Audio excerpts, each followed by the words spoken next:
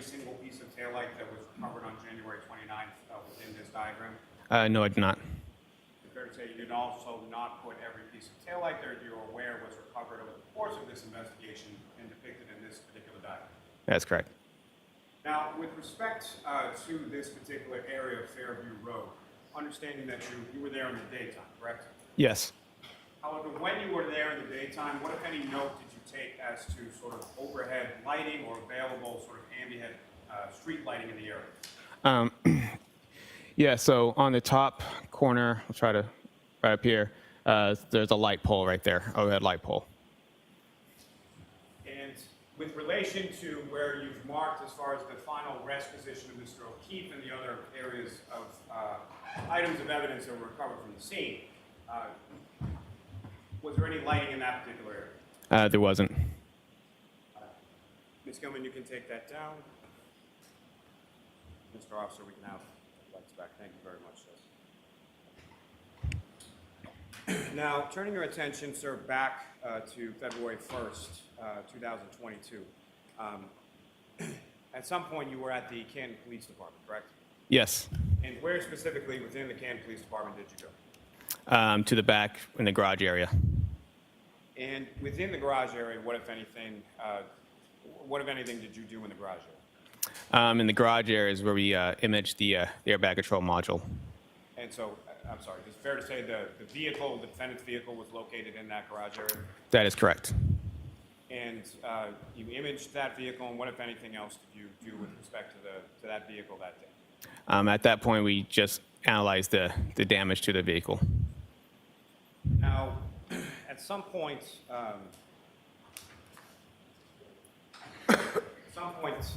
did you perform any sort of mechanical inspection of the vehicle? Yes. And was that day or at some later time? It was that day.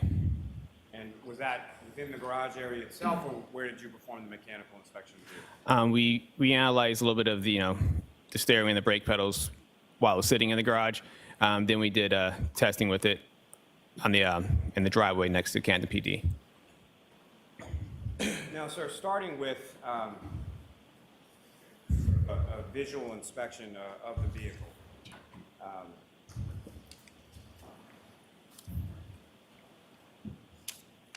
Your Honor, may I approach? Yes.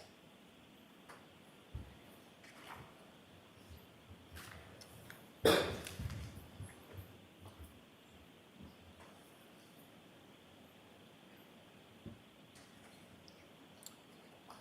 I'm showing you two photographs. Ask you to just review those, look up when you finish.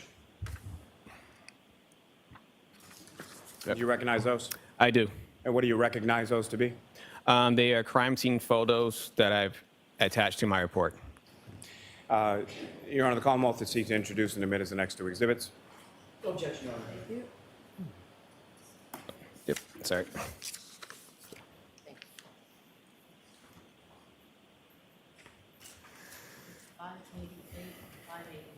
Thank you. Your Honor, may I return those to the witness? Yes. And Your Honor, with the court's permission, the public. Yes. Thank you.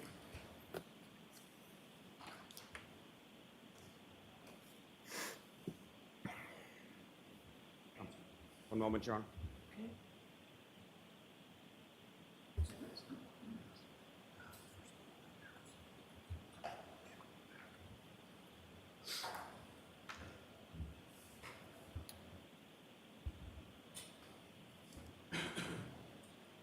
And Trooper Paul, do you recognize what's up on the screen right now? Yes, I do. And what do you recognize that? That was one of the crime scene photos that I attached to my report. And what's contained in this, is that a fair and accurate portrayal of sort of the front of this vehicle, looking at it from the passenger side? Yes. And Ms. Gilman, if I could have the next photograph, please. And Trooper, do you recognize what's up on the screen now? Yes, I do. And what do you recognize that? That's a crime scene photo that I attached to my report with notations that I made on it. And what's contained in this photograph, is that a fair and accurate portrayal of what you observed in the rear passenger side area of the defendant's vehicle in the garage on February 1st? Yes, it is.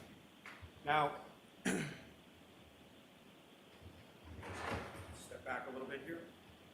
With regards to what you've noted within this. If you could, using the laser pointer before you, just direct the jury's attention to what, if anything, of significance you observed in your inspection of this area of the Lexus. Okay. So on the left side here, I put down that scratches, and there's a dent there. The broken tail light here was here. There's some scratches on the bottom right rear bumper here, and there was glass from a cut back on the bumper. As far as the glass on the bumper, what, if any, observations did you make of that in relation to the vehicle itself? Yeah, it appeared to be from a cup as opposed to any glass that came from the vehicle. Objection. So I'll strike the first part of the answer, but the second part will stand. I have no objections on the second part. Thank you. Now, with regard to the dent that you've delineated within this photograph, did you take any measurements from the ground as to where that was located? Yes, I did. And how far did you measure the dent to be approximately from the ground? Approximately 48 to 50 inches from the ground. And what, if any, measurements did you take as far as from one part of the vehicle to the other, as far as where the dents were located? Yeah, so it was approximately 19 inches from the right side of the vehicle. Now, the scratches that you were talking about before, where were they in relation to the dent? Right above the dent. I can see right there. As my hand's shaky. Now, as far as you obviously also made observations of the driver's side tail light as well. Yes. And so, from what you observed of the driver's side tail light versus the passenger side tail light, what, if any, observations did you make as far as the color of the pieces that you found missing from the passenger side tail light? And compared to the left side of the tail light? Yes. So on the left side of the tail light, there was red and clear plastic pieces. Now, the scratch marks along the bumper, did you take any measurements with relation to them? Yes. And specifically, did you take measurements from the ground to where they were located? Yes. What did you measure those? They were approximately 27 to 28 inches from the ground. Thank you, sir. Mr. Wynn, you can take that down.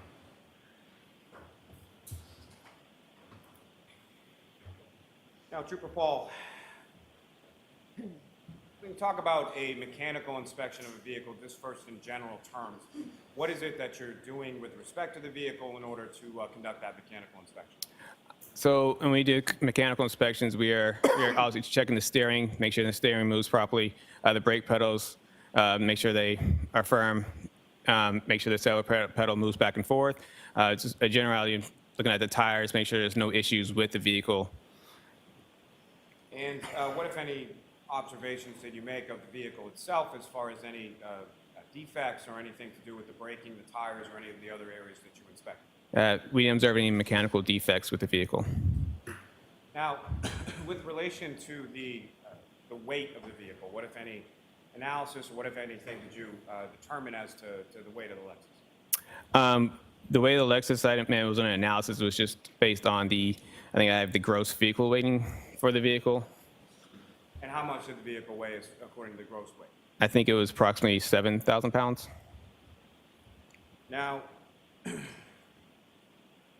with respect to the lights of the vehicle and being the tail lights and the headlights, what, if anything, did you determine those to be as far as what type of lights were they? They were LED. They were headlights and taillights were both LED. And if you could just expound a little as far as LED lights, what, if any, significance does that have to you, or what kind of lights are LED? How bright are LED lights? LED will most comparison to what most people think in car and tail lights, where I have the bulbs, where they have the filaments. LED is more electronically controlled. There's a sensor that will light up, as opposed to a bulb type headlight and tail lights. Now, are you familiar with an organization called NHTSA? Yes. And what does NHTSA stand for? It's the National Highway Traffic Safety Administration. And what, if anything, did you do with regard to NHTSA in respect to this vehicle itself? We run the vehicle through NHTSA to see if there's any recalls on the vehicle. And And what, if any, recalls did you discover when you ran this particular vehicle through NHTSA? There were no recalls. And to be specific, we're talking about this specific vehicle as opposed to just Lexuses in general, make and model, correct? Correct, yeah, we put the VIN into the system, and it will tell you if this vehicle has any recalls to it. Now, you indicated on February 1st at some point you did some testing with the vehicle, is that correct? Correct. And where was that testing done, and what did it consist of? It was done in the parking lot of Canton PD on the same day. We did a forward braking test, a reverse braking test, and a reverse acceleration test. Now, the parking lot of the Canton Police Station where you did this, what kind of roadway surface was that? It's an asphalt surface. So similar to the asphalt surface at 34 Fairview Road, is that correct? Correct. And what was the condition of the roadway as far as how dry or wet was the roadway when you conducted these acceleration and braking tests? It was wet at the time. And with respect to your understanding of January 29th, 2022, with the asphalt surface in front of 34 Fairview Road, what was the condition weather-wise as far as that roadway surface at the time of this collision? At the time of the collision? Yes. What I understand is it was snowy, so the asphalt road had been fairly wet from snow. Now, when you conducted these acceleration and braking tests with the defendant's vehicle, what, if anything, what, if any, tool or what, if any, implement did you use in the course of that testing? We use a device called it's called a V-Box. This one's a V-Box Sport. The device is attached to the windshield, and then it's also attached by an antenna that goes to the roof. And then basically V-Box, do you want to explain what V-Box is? Please. Okay.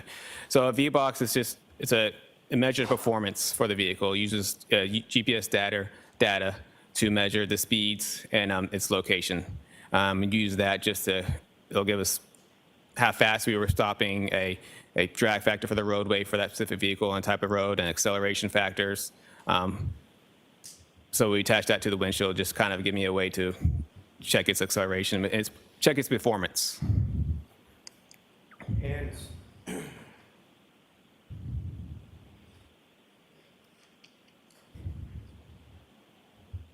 sorry, Your Honor, one moment, please. Sure.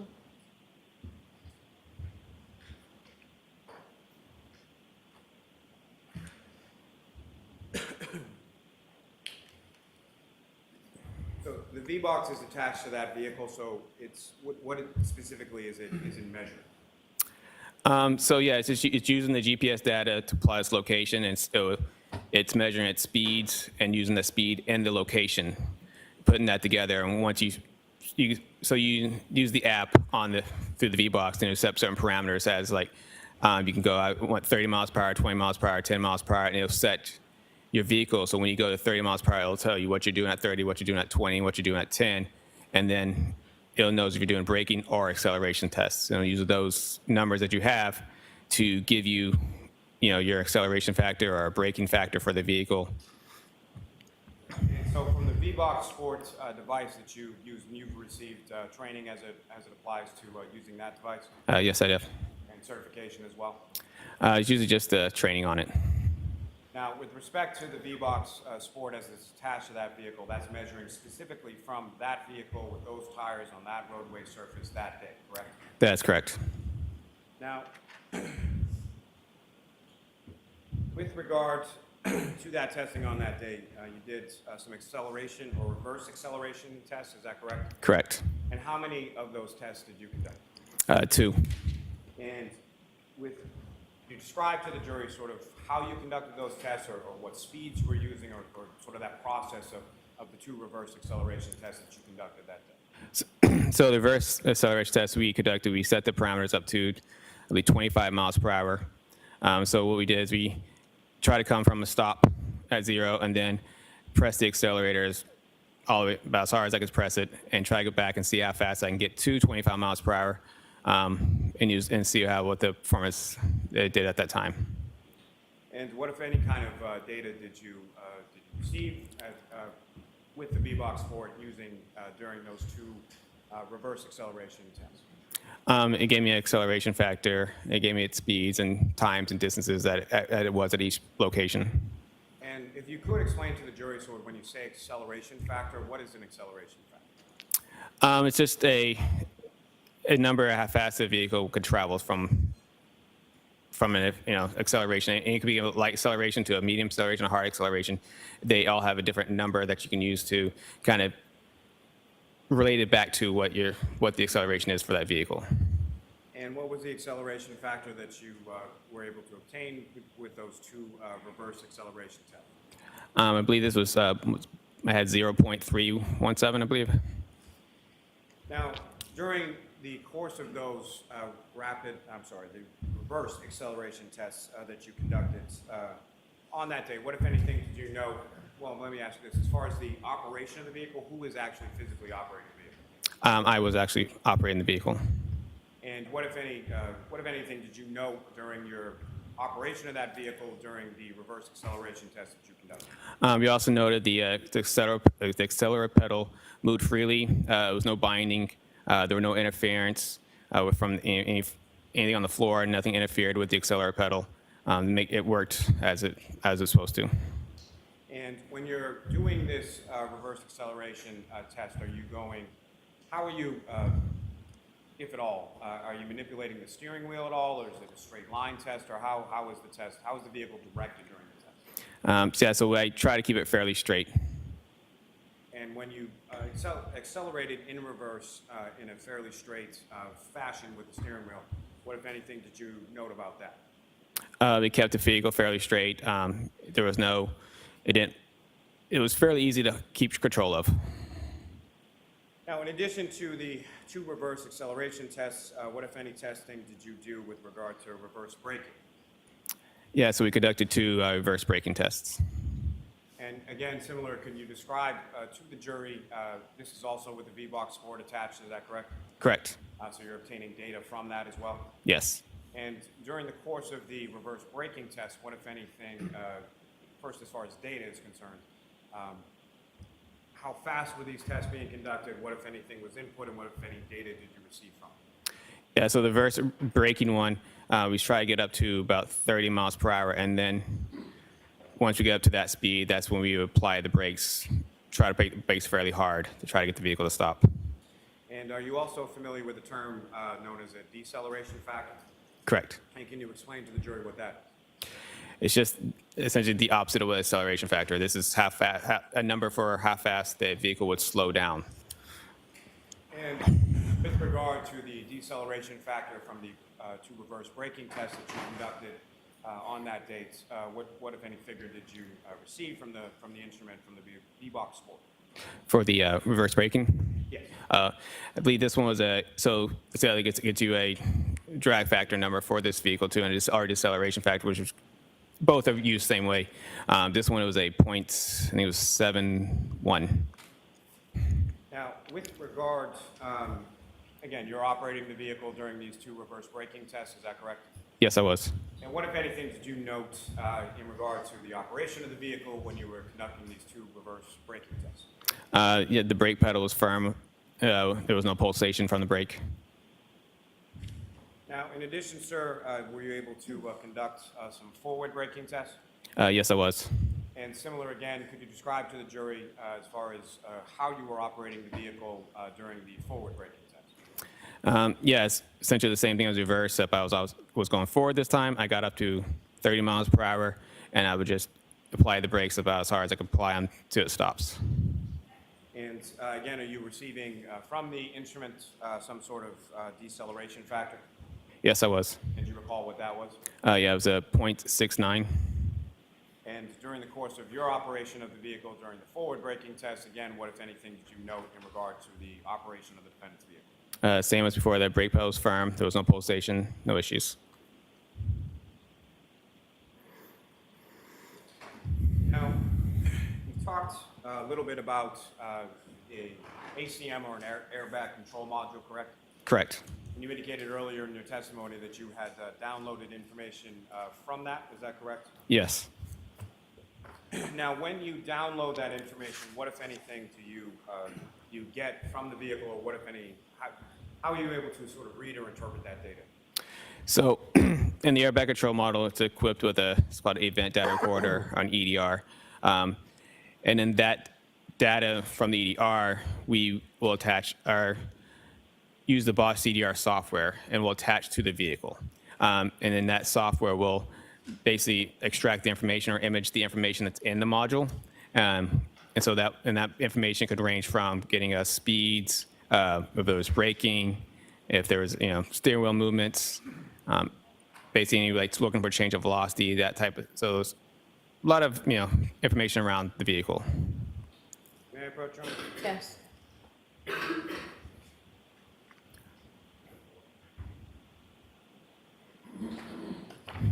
Showing you the document, sir, 7 pages in length. Just ask you to review that when you're finished. Okay.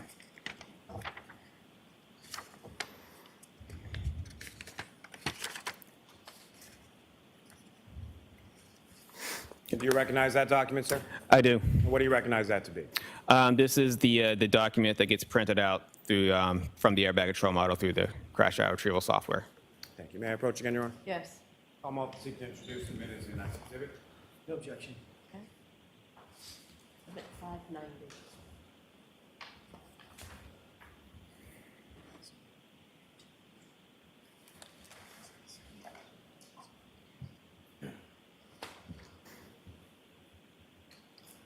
Now, sir, when it comes to the CDR printouts, or let me ask you this. When it comes to the airbag control module, who is that designed to protect or to apply to in respect to safety measures with the vehicle? Applies to the occupants inside the vehicle. And this may sound a little terse when I say it, but essentially the airbag control module is typically not designed to protect people on the exterior or the outside of the vehicle, correct? Correct. Now, you've been involved in a number of crash investigations involving pedestrians, correct? Yes. And as far as this particular case, what, if any, sort of useful or significant information were you able to interpret or retrieve from the ACN? And this through the software, there was no data recovered or no events recovered. And when it comes to pedestrian crashes in general, and as far as there being no data in this case, is that something that's abnormal? It is not. And explain to the jury sort of why not. So what an airbag control module is doing, as it's running, it's constantly monitoring the vehicle. It's looking for like a sudden change of velocity, anything like a collision. So once it feels that sudden change of velocity, essentially it will wake up and monitor the vehicle, see if there's people wearing seatbelts on, what's the speed of the vehicle, number of different things that it could look for. And all it wants to do is either do I deploy the airbags or do I tighten the seatbelts? So most motor vehicle crashes with a car-on-car crash, there will be a higher change of velocity. So that's usually kind of what it's looking for. Pedestrian crashes are going to, there's not going to be much change of velocity to the vehicle. That means when they both interact with each other, the pedestrian is not going to change that vehicle's velocity in such a quick manner as, say, two cars would strike each other. Now, with respect to crash reconstruction in general, are you familiar with the term called delta V? Yes. And can you explain to the jury sort of what that term means as far as what is a delta V and what is it measured? So that's kind of what I was saying about the change of velocity. It was a change of velocity. And I mean like change of velocity, like it's also going to be within a certain amount of time. So change amount of speed within a certain amount of time. So. And with respect to the vehicle as it applies to crashes or collisions involving pedestrians, and I think you've said a little bit about this, but what, if any, impact on the velocity of the vehicle would striking a pedestrian typically have? Very little. Now, specifically when it applies to pedestrian collisions in general, are you familiar with the concept of linear momentum? Yes. And can you explain to the jury sort of what that is and how it applies with pedestrian crashes in general? Linear momentum. Momentum is essentially when two objects interact with each other. They come in with momentum and they leave with momentum, with essentially the same momentum. And linear momentum just means something that's in line with each other. Now, as far as We talked a little bit earlier in your testimony about roadway evidence. When it comes to your experience with pedestrian collisions, what, if any, relationship does that linear momentum have in relation to roadway evidence that you would expect to find at a scene of a pedestrian collision? So when a pedestrian strikes a vehicle, they will go in the direction where the vehicle was traveling. So if the vehicle is traveling one way, the pedestrian strikes, it will go essentially that same way, depending on what part that vehicle strikes. Now, as far as other items that the pedestrian may either have in their hand or other items of looser fitting clothing, what, if any, experience do you have as far as observations of those on collision scenes involving pedestrian collisions? Yeah, so it's not uncommon for pedestrians to lose essentially any sort of loose clothing. So shoes, belts, hats, anything that's not very strapped on very well, could leave the body. And as far as directionality is concerned, when it applies to that linear momentum that you were speaking of before, those sort of loosely held or handheld items, or would glasses be included within that as well? Correct. So those types of items, as far as directionality is concerned, what, if anything, can you tell the jury about that? Yeah, so they will go in the same direction the pedestrian travels post-impact. We usually use that as kind of a post-impact path of travel for the pedestrian, showing that this is the direction that they would have traveled from where they got struck. Now, are you also familiar with the reconstruction terms known as area of impact and point of impact? Correct. And can you explain what those terms mean excuse me, in a crash reconstruction context for the jury? Yeah, so an area impact is essentially the area where the crash happened, where these two vehicles or vehicle pedestrians, where their initial impact happened. Point impact is the same thing, it's just more down to like that specific point at that specific area.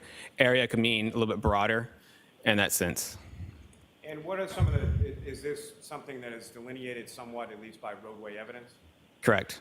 And if you could describe to the jury sort of what types of roadway evidence that would lead you or any crash reconstructionists to formulate an opinion as to the area of impact? Yeah, so like I said earlier with the path of travel, so a lot of in collisions most of our collisions we start where the final rest goes, and we follow the debris or the clothing, we're back to where, follow that path back to where it came from. And we know within that area, that's where an area impact would be. Now, with relation to the evidence that was depicted on the diagrams that were up on the screen before as the exhibits, what, if any, relationship would the taillight pieces and the shoe that were recovered from the street in front of 34 Fairview Road have in relation to that area of impact? Yeah, so they were found alongside the roadway. So I know that they were found, the area impact had been somewhere within the roadway and probably somewhere at the beginning, just prior to the beginning of the first point of evidence that we found. So somewhere towards the first point of evidence contained within that debris field, is that correct? Correct. Now,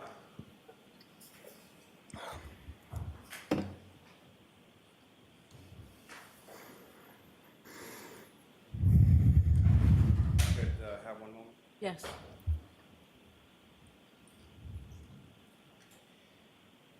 Now, sir, are you also familiar with a safety system specifically applicable to Lexus vehicles? Yes. And have you seen training in regard to downloading information in regard to that as well? Yes. And what is that safety system? What is that called? It's called the Toyota TechStream software.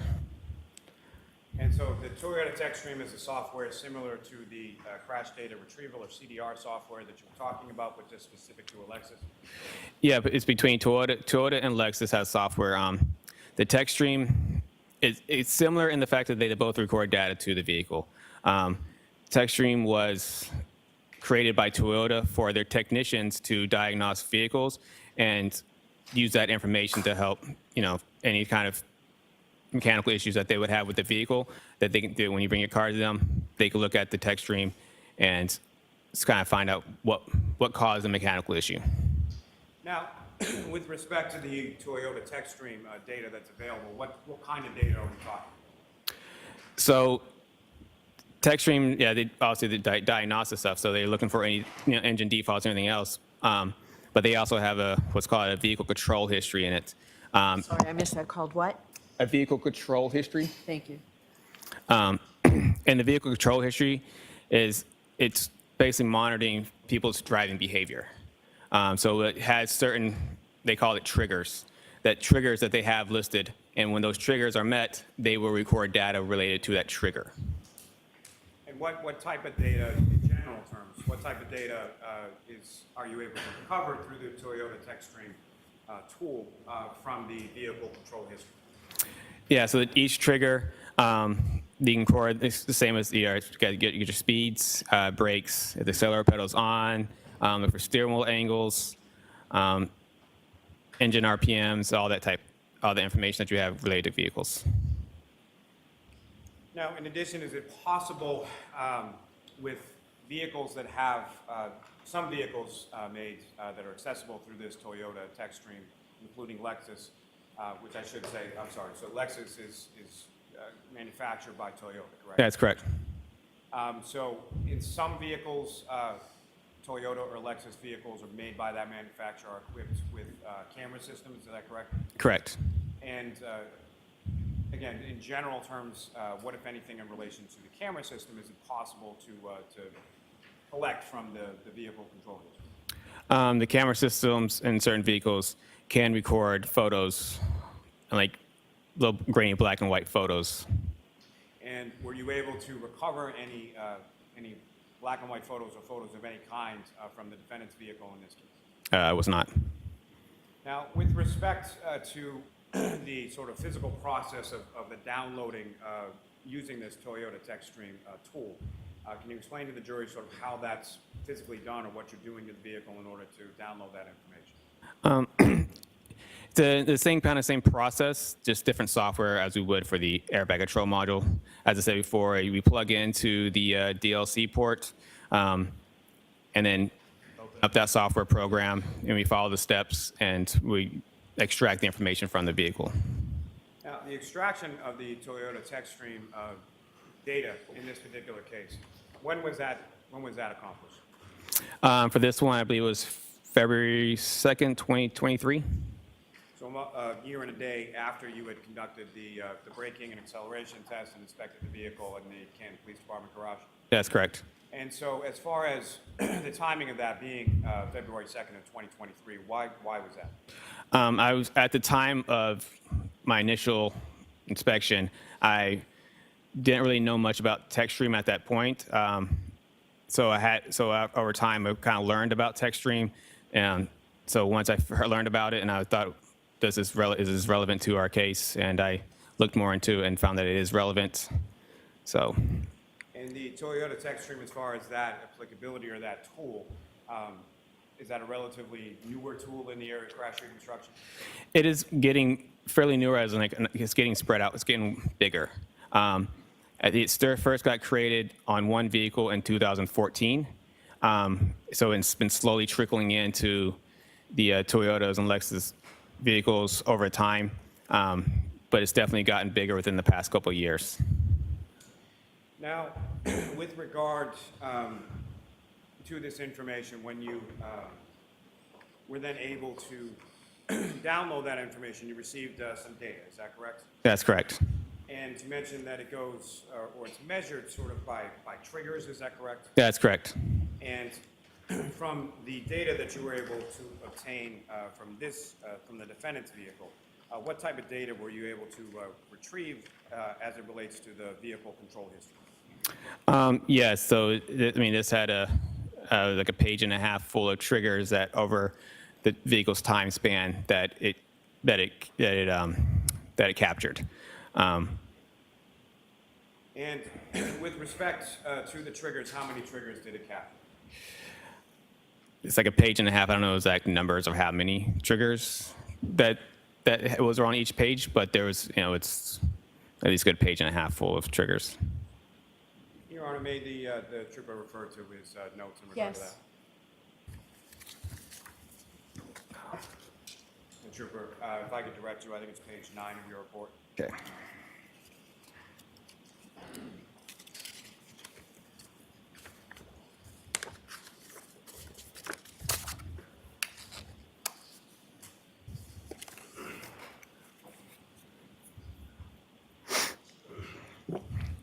And how many triggers was it, sir? Can you count them? Does he have to count them, Mr. Lally?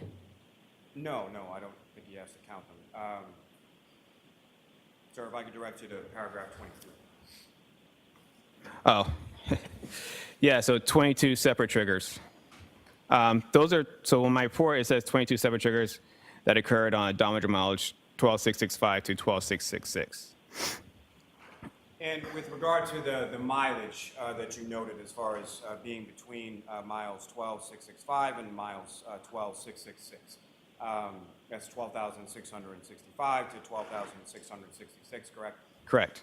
And what was the mileage that you observed on the vehicle at inspection? 12,665. And at the time that you conducted this Toyota TechStream download from the vehicle, what was the mileage at that time? 12,666. And there's also reference within the vehicle control history data in regard to something called a key cycle. Is that correct? Correct. And can you explain to the jury sort of what a key cycle is and what are the different things that could trigger a key cycle? Key cycle is essentially, so it's from the ignition cycle. Well, let's take a step here. So a key cycle is essentially from when the vehicle's off, it's pressed on. It doesn't necessarily need to be running or turned on. It just needs to be turned on and then off again, and that'd be one key cycle. Now, with relation to your analysis in regard to the vehicle control history, what, if any, role did the key cycle numbers, or what kind of role did that play in your analysis? It shows me where, how far away they were from each other. The key cycles were. And how far away in what terms, sir? So when I turned the vehicle on, when I did my testing, it shows me what key cycle was that I was on when I did those testings, and then the odometer mileage in relationship to that. Your Honor, may I approach? Yes.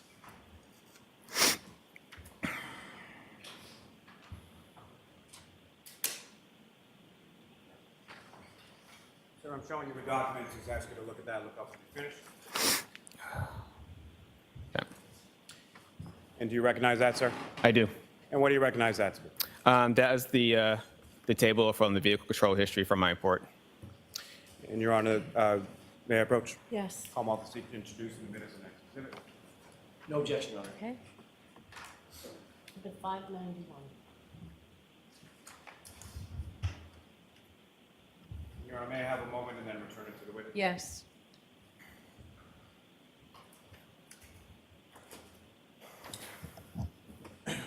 Your Honor, with the court's permission, if I could ask to publish this for the jury.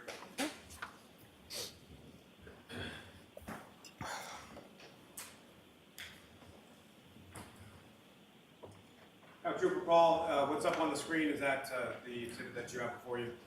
Yes, it is. Now, if you could, using the laser pointer before you, just direct the jury's attention to what we're looking at in this exhibit and what type of information and where it's located within this exhibit. Okay, so this is the vehicle control history. Every single point here, this is where the triggers are. This is the labels for each trigger. Odometer mileage is on this label here. These are the elapsed time and key cycles. I have noted through arrows here, these were when the vehicle was with us, and a lot of this is related to my testing with the vehicle. And these right before that were the triggers that were prior to those testings. Now, from the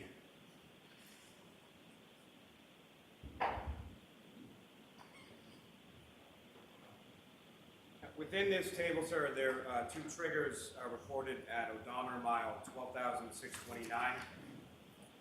Yes. And what's the key cycle associated with 12,629? 1,162. Now, these triggers that are contained as far as the 12,629, that's prior to the... I'm having trouble here. Okay, you have to either come closer or speak up even louder, Mr. Valley. I will speak louder. Your Honor. There's no microphone near you, that's the problem for the court reporter.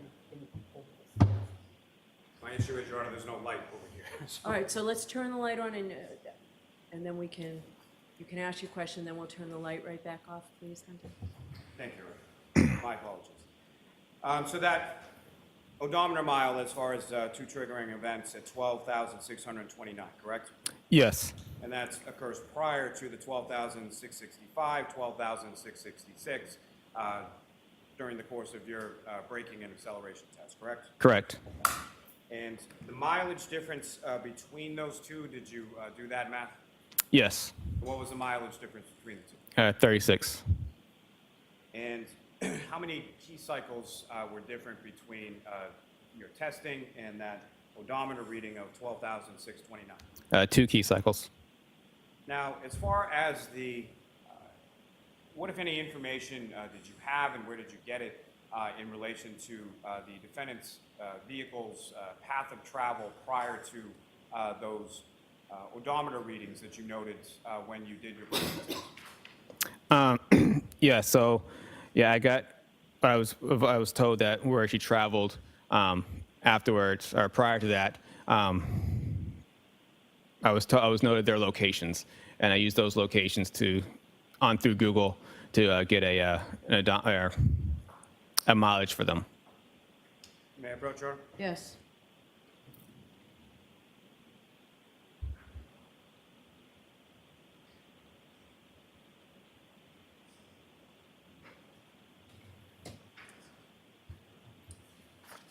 Showing you another document, sir, do you recognize that? I do. And what do you recognize that to be? Those are the Google directions. I put them in a table and put in my report. And may I approach, Your Honor? Yes. I want to introduce and admit as an active exhibit. No objection. Exhibit 592. Thank you. Sorry, I have 1 minute, Your Honor. Yes.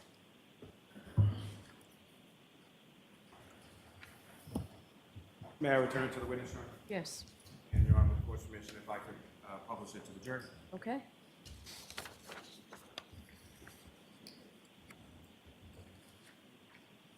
Gentlemen, if you could enlarge, zoom in just a little more. Now, Trooper Paul, do you recognize what's up on the screen as the next exhibit before you? Yes, I do. And these are, again, if you could explain to the jury sort of what we're looking at here and how you came to these mileage tools. Yes. So when I got the directions, it showed that we got from 34 Fairview Road to 1 Meadows Ave. And when I put that address onto Google, it gave me suggested routes. So I put each suggested route on there and the time it took. So I did that with every direction from 1 Meadows Ave to Waterfall to 12 Country Lane, and 12 Country Lane to 1 Meadows Ave, and then 1 Meadows Ave to 345 Country Hill Drive, North Dayton. So I did that for every single one and find suggested routes, so which is labeled in all these boxes here. And then at the bottom here, I did a total distance, and I did a min and the max distance of, and the minimum was 36.1, and the max distance of 38.8. All right, so I'm going to ask you to take that down for a minute, and I'll see counsel at sidebar, please.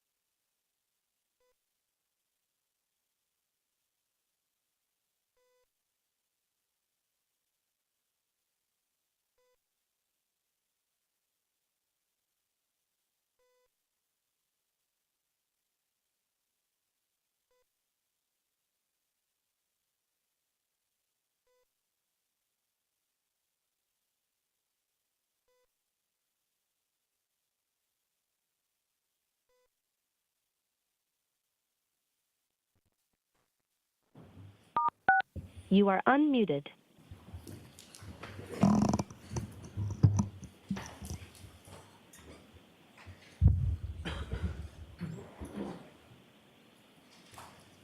Now, in addition to those distances there depicted in that exhibit, sir, have you also looked at a mileage or distance between, I'm sorry, the first up there was as far as 34 Fairview Road to One Meadows Avenue, is that correct?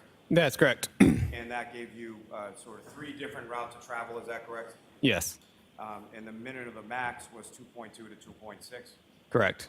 Now, if you were to add that as an additional sort of distance traveled to the 36.1 to 38.8 that you had calculated, how much of a difference does that make? Between the two min maxes, Yes. only 2.7.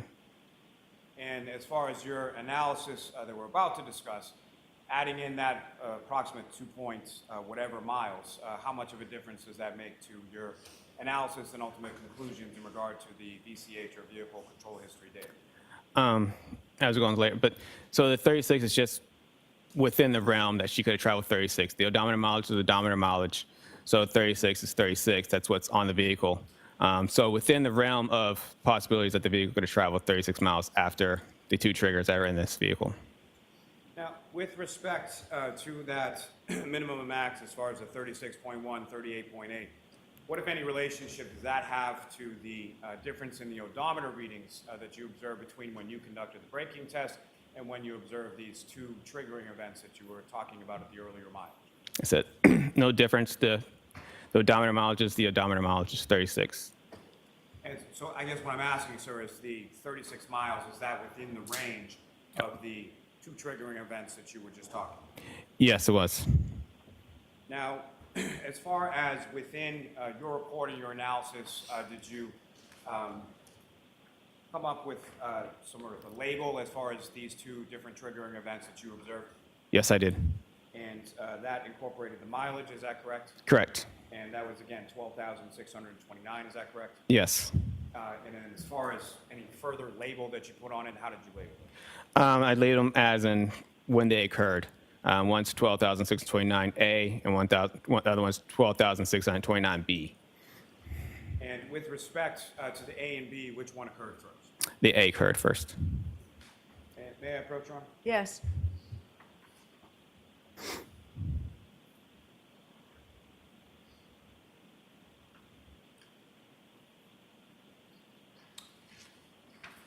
First, showing you another document, asking you to just review that before we finish. Okay. And do you recognize that? I do. It's the data chart from the 12,629 miles A chart. May I approach again, Your Honor? Yes. Almost seek to introduce the minutes of the next exhibit. No objection.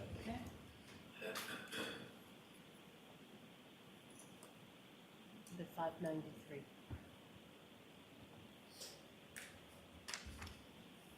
And again, if I could just have a moment, Your Honor. Yes.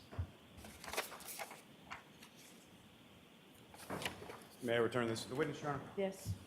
With the court's permission, may I Yes.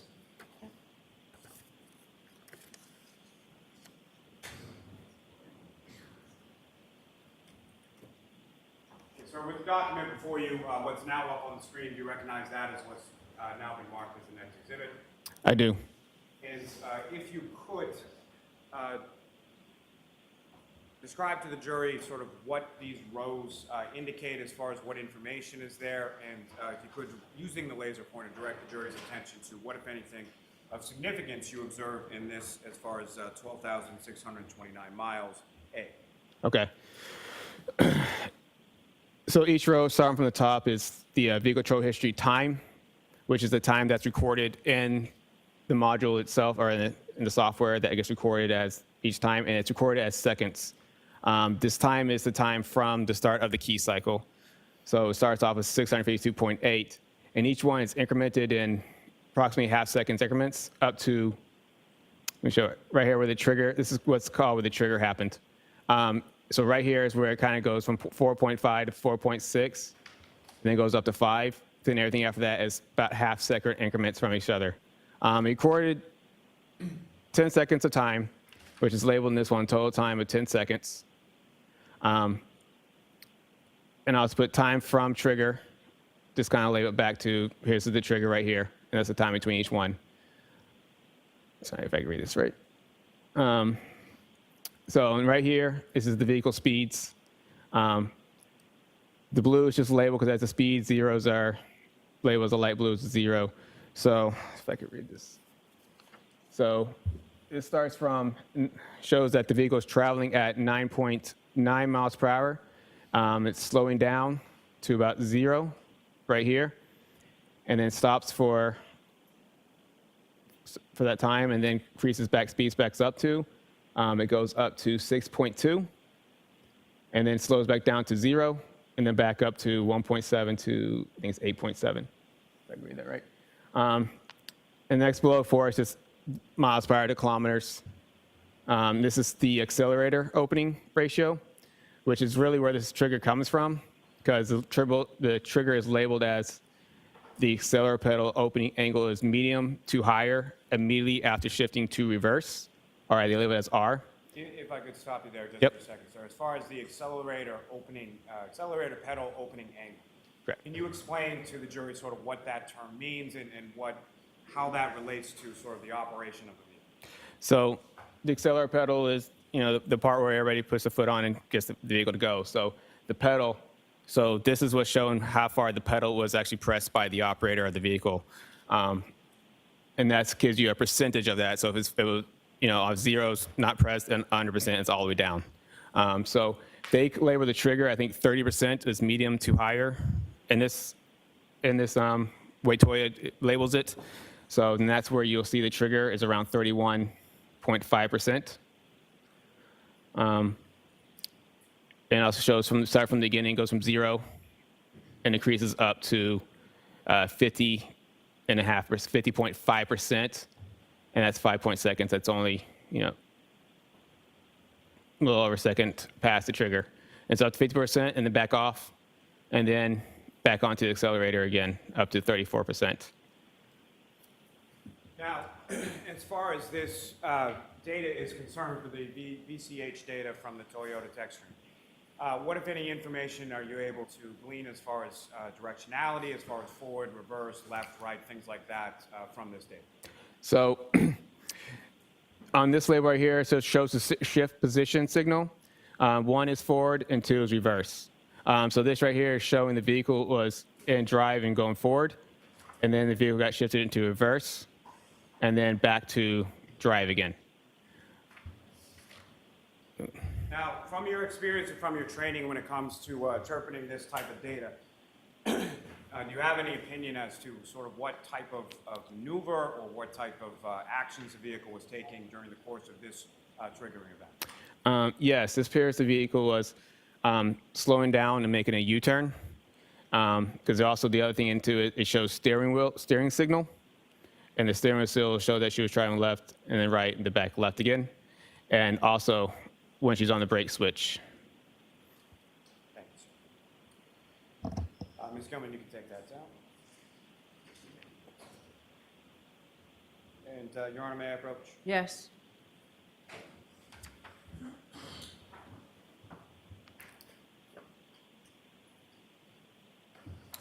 Sir, if I could just retrieve the one we have before you. Absolutely.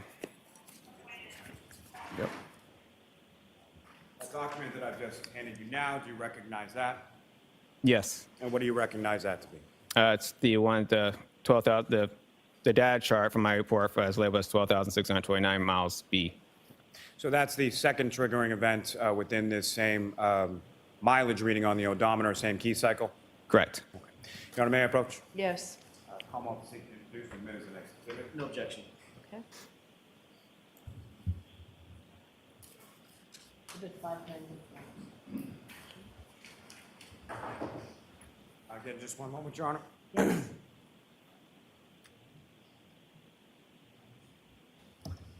May I approach the witness? Yes, and for the sake of taking the best use of our time, if they're in evidence for the rest of this afternoon, both of you can then just ask to, just go ahead and put them up and not ask for permission Thank this you. time. And Ms. Gilman, if I could.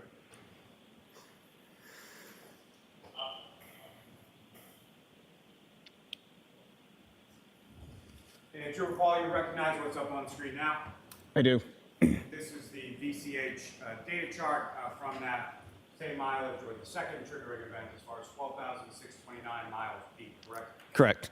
And again, this is in the same odometer range as well as the same key cycle as what was just up on the screen as far as 12,629 miles A, correct? Yes. And this occurs after A, is that fair to say? Correct. Now, similar to before, when it comes to this VCH data up on the screen, if you could, using the laser pointer, demonstrate to the jury what, if anything, of significance you note with respect to this date. So for this one, same label as before, as just said. The vehicle control history time is, if I can see that, the trigger time is 1,142.2 seconds after key cycle. And this one shows all the same thing, 10 seconds of data. And what's good, so the vehicle speed on this one shows that she's slowing down. It's 13.7 miles per hour and gets down to 0. And then she's down to 0 for a while, and then the vehicle speed increases up to 24.2 miles per hour at its max speed. Then it goes down to 23.6 as the last two labels. And the accelerator pedal angle at this point at key trigger is 36.5 and increases up to 74.5%. And it stays around 74.5%, 74, 73.5, and 74. Now, that 74.5% as far as the pressure being applied to the accelerator pedal, correct? Correct. And with respect to that 74.5, that's about 3/4 down, is that correct? Yes. Now, with regard to this data from 12,629 miles B, what, if anything, are you able to tell from this data as far as when that occurred in relation to 12,629A? So they occurred about approximately 8 minutes. So 1269A occurred 8 minutes prior to the other one, and they both occurred within on the same odometer mileage. Now, with respect to the duration of the data that you were able to obtain from this one, specifically 12,629 miles B, what kind of duration of data are we looking at in this particular table or chart? Say that again. How long a period of time does this depict? So this is from the start of key cycle, or this whole just this one? Just this one. Okay. So this is 10 seconds of data. And with respect to that 10 seconds of data, as far as the 24.2 miles per hour, when does that occur within the 10 seconds of data for this particular event? So the 24.2, as I'll point out, is right here. It's actually around the 9-second mark. Now, similar to the other charts for A that was up on the screen a moment before, is there an indication as far as the accelerator pedal opening angle? Yes. And what, if any, significance does that have, or what, if anything, does that indicate to you from this data on the screen? It shows that the accelerator pedal angle went up to 74.5%. So as out of 100%, it went up to 74.5%. Now, with respect to directionality for this, what, if any, data is contained within this chart in respect to that? Yeah, so on the bottom row, it shows the steering signal. It should show slowing down zeros like 0.5, 9, 13.5, 13.5. I think it's 13.5, 0, 4.5. And we're talking about steering wheel. How far does the steering wheel move from left to right? So that's the degrees of a steering wheel angle. Now, as far as when the vehicle is shifted sort of from drive or neutral or park or whatever it was, at some point is there an indication in this data set on this table as far as when the vehicle was placed into reverse? Yes. And how far into this 10-second data set was the vehicle placed into reverse? At 4 seconds, it's right here. And so am I correct then that there is a 5-second difference between 4 seconds when it's placed in reverse and 9 seconds approximately when it achieves that 24.2 miles per hour? Correct. Now, as far as the 74.5% pressure that's placed on the accelerator pedal, When is that recorded in seconds in relation to the 10-second data set in this table? 74.5 starts at the 8-second. Now, as far as this trigger is concerned, I understand from your testimony that the maximum speed is 24.2, is that correct? Correct. And what is the vehicle speed recorded at the end of this 10-second data set? 23.6. Now, as far as the vehicle being in sort of different sets, as far as drive, reverse, things of that nature, what, if anything, did you observe within this data set as far as how it is at the beginning, how it changes at all? What happens with regard to that in the data set? So this one shows that the vehicle was in drive. It starts off in drive. It's slowing down to 0, and it goes to 0, which is neutral. Then it goes down. Then it goes into reverse. So it's going straight. It stops. Then it gets placed in reverse, and then goes back. Goes in reverse. Now, as far as the reverse is concerned, you indicated there's also some steering angles that are recorded with this data. Yes. And what, if anything, was recorded in this 10 seconds of data? Specifically, I'm asking from the time that it goes to reverse to the end of the set, the end of the data set. What, if anything, do you observe with reference to the change in the steering angle of the steering wheel? It does not change much. It's only 13. I think the far it goes is left is at 13.5%. So that's only, I mean, if the steering wheel's a circle, the whole circle is 360 degrees. So 13.5% is only, and it's still fairly straight in the vehicle at 13.5%. So from this data, this vehicle is backing up in the manner of about 5 seconds or so, in a fairly straight line, and achieves a maximum speed of 24.2 miles per hour, correct? Correct. And even at the end of this data set, the vehicle is still traveling approximately 23.6 miles per hour. Correct.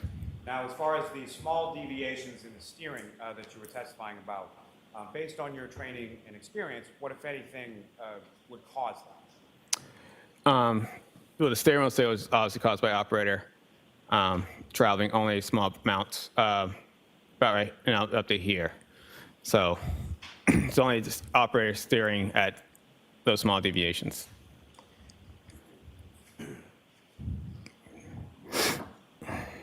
Your Honor, may I approach? Yes. Let me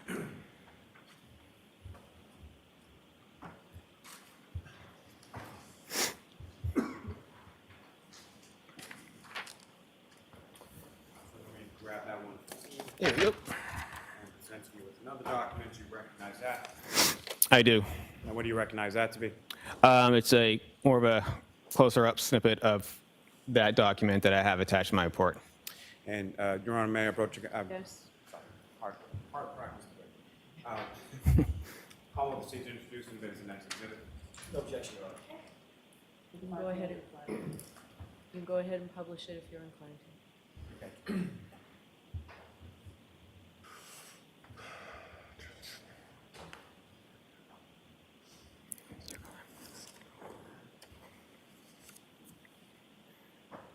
Trooper Paul, from what's depicted up on the screen as this next exhibit, if you could, using the laser pointer, just direct the jury's attention to what, if anything, of significance you observe in this portion of the data set. Yeah, so I circled in here the drop from 24.2 to 23.6, and also the steering wheel signal went from a left at 4.5 to a right 4.5, so positive to a negative.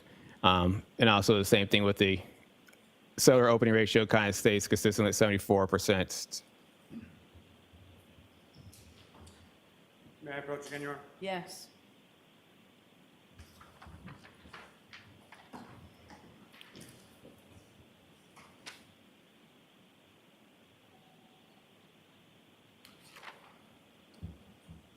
Borrow that back.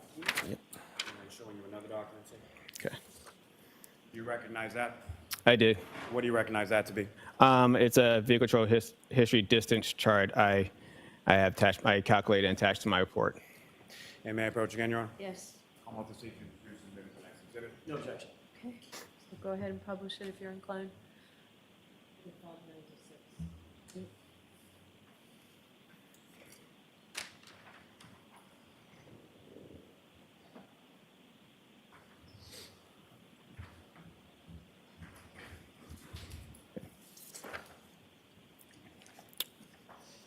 Paul, do you recognize what's up on the screen? It has now been marked as Exhibit 596. I do.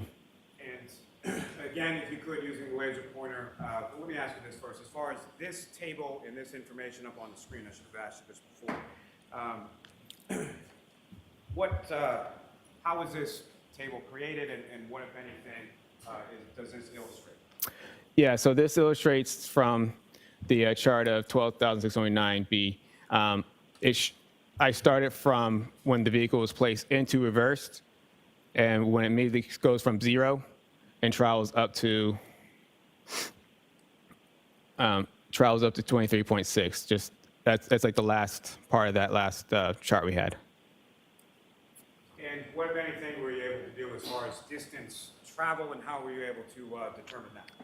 So I used the spherical speeds and the time, and calculated a distance that the vehicle traveled during this time. And as far as the total distance traveled from the 0 to the 23.6 at the end, what was the total distance there? 97.35 feet. And with respect to the vehicle's maximum speed, as far as 24.2 miles per hour that's recorded within this data set, how much distance had the vehicle traveled prior to achieving that 24.2 mile per hour? 62.51 feet. Thanks. May I approach this to retrieve, Your Honor? Yes.